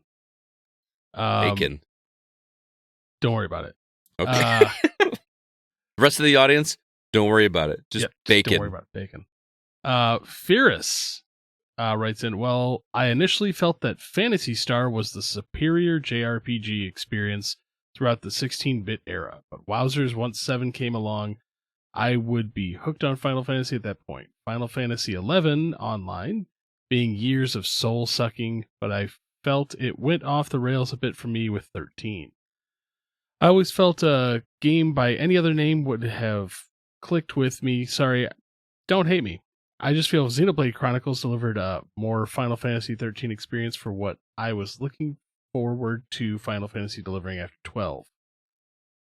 Oh, man. I have felt the magic somewhat lacking in the past few iterations. I'll admit I haven't played 14, but I've been told it stands up, blah, blah. I've just finished by saying that I found 16's demo was not bad. Definitely trying to tap into Game of Thrones. I am interested in more reviews now that it is in the wild. First off, for me, like, I will agree. Before I played any Final Fantasy game, my first, well, actually, the original Final Fantasy, because I didn't play anything from Final Fantasy all the way till 7. Oh, wow. For me, it was Vagrant Story and Legend of Dragoon. Ooh, love Vagrant Story. I love Legend of Dragoon. I want a remake of Vagrant Story so bad. They have to they have to use the same camera work in the cutscenes because the camera work, the cinematography in the cutscenes was unbelievable, especially for PS1. It was real good. This one is. All right, Alyssa, you're up. Drew Ross. The original Final Fantasy Tactics on PS1 remains my favorite Final Fantasy game and one of my favorite games of all time. It still holds up today as one of the best tactics games. We really need a remaster or a new Final Fantasy Tactics game. People love tactics. I've never been into like just strategy games like that myself. Oh yeah, it's very good. Yeah, I hear the story's great, so Yeah, you the just story's need to exceptional. bite the bullet at some point. But Especially if you like Game of Thrones style kind of politicking and yeah, harsh consequences. Final Fantasy Tactics definitely doing that kind of stuff. you sold me, man. Totally sold me. You can borrow my copy. Tim Thing, right? Tim Yep. Thing writes in. I thought I played exactly one FF game. I had to look it up to see if the logo would strike up memory, and it did. I played either Final Fantasy Legend 2 or 3, one of those on Game Boy Color. But it turns out those have no connection to actual Final Fantasy. So no, I've never played one. I've never liked that style of JRPG nor turn-based combat. The only time I've ever liked turn-based combat was in the South Park games, Mario and Rabbids, and Super Mario RPG Paper Mario. So I guess that means I've got to be really into the property to like it. Dude, I love turn-based combat. I do You too. as well, yeah. It's like a little chess match between you and your enemies. It is great. I played the Final Fantasy Legends games on Game Boy. I remember getting that first one though and being disappointed because I wanted it to be. I thought, oh, it's Final Fantasy, it's gonna be turn-based, and Right. that game played more like a Zelda game, which you'd think would get me super excited. It did not. Yeah, I don't know. So I guess it is understandable when people pick up 16 and they're like, yeah, I can't wait to play a Final Fantasy game, and then it's Devil May Cry. Yeah, that's fair. God, there's so many offshoots. Like when you think about it, like the There Maxima is, yeah. one, Yeah. Dissidia. Dissidia, oh, that's so good. I love Dissidia. I've never played Legend though. It Gold. wasn't a bad game, but it probably doesn't hold up now. I mean, it's a Game Boy game, but I guess I would know what I was getting into at least. yeah, right. Brandon Lloyd says Final Fantasy was my childhood. Final Fantasy 1 was my first, and I played it many times. I remember somehow it got broke, and I begged my parents to buy another one. Brandon wore out his NES card to Final Fantasy. My favorite is 6, followed by Tactics, then 4 and 8. I played Final Fantasy Tactics multiple times and min-maxing my characters. Nothing beats dual-bladed knight. Final Fantasy VI had many memorable moments. Troy mentioned the opera scene. I didn't mention that when I was talking about 6. What a great, memorable moment that was. That's a moment guaranteed to get messed up in a remake. Yeah, you're probably right. Brandon goes on to say Final Fantasy Tactics is probably the best strategy RPG of all time. Tencom is also close, but sorry. XCOM is close, but Final Fantasy Tactics has amazing story, many classes, and mixing of skills. The music in that game, God, that game is good. Final Fantasy today is a tragedy, and I don't like the direction, but maybe I'm an old man yelling at clouds now. I'm sure there's some of that. Also, Brandon, we had to edit some of your comment for spoilers. Yeah, sorry about that, man. But we got to be careful with spoilers. So, CB, we got one more. Paul Hine. It's interesting that the sentiment so far is that people are either all in or never played. Not a lot of in between. I'm in between. Huh? I'm in between. Oh. I'm in the latter group. For whatever reason, Final Fantasy and I never really crossed paths. During the SNES and Genesis days, it was always playing with my neighborhood friends at my buddy's house, so it was always F-Zero, Super Hang-On, and Street Fighter 2 till the wee hours of the morning. It was college for me during the PS2 era, so I mostly did Ratchet & Clank and the Onimusha type games. PS3 era was Mass Effect and NCAA football. That's right, NCAA football. Bring it back. And that's about it. And a metric crap ton of WoW. Don't bring that back. Then I got married, so JRPGs never really crossed my desk, so to speak. Not opposed, would probably even really like them, just never got any to try. Paul, if you got a Switch, man, that's a great thing to, do, right before you go to sleep. Play some JRPGs. You can get those old school ones. I finished Grandia 2 on Switch. So just saying, you got a possibility there. All right, well, that is it for the topic. Thank you, everybody who wrote in, and especially thank you to Brandon Smith, who gave us a little history lesson. Be sure to check out his game. Again, the link is in the show notes. Next week is going to be community questions. It is the first of the month, so we're going forward to do that again. But that is going to do it for this episode of The Gaming Outsider. Thank you so much for listening. The episode was produced by Kevin Honigford. All the music you hear is written and composed, obviously written, composed mean the same thing. Written and performed by Grant Henry of Stemmage and Metroid Metal. His website is stemmagemusic.com. Please be sure to email us if you have any questions or concerns. Our address is feedback@thegamingoutsider.com. Zach, any parting words or recommendations for our listeners before we get out of here?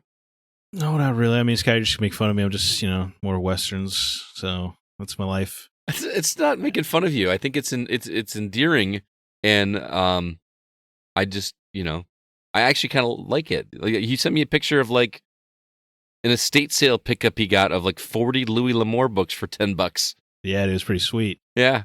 My God. Dude, it was great. Well, the box originally only had 20, and then I went to buy it.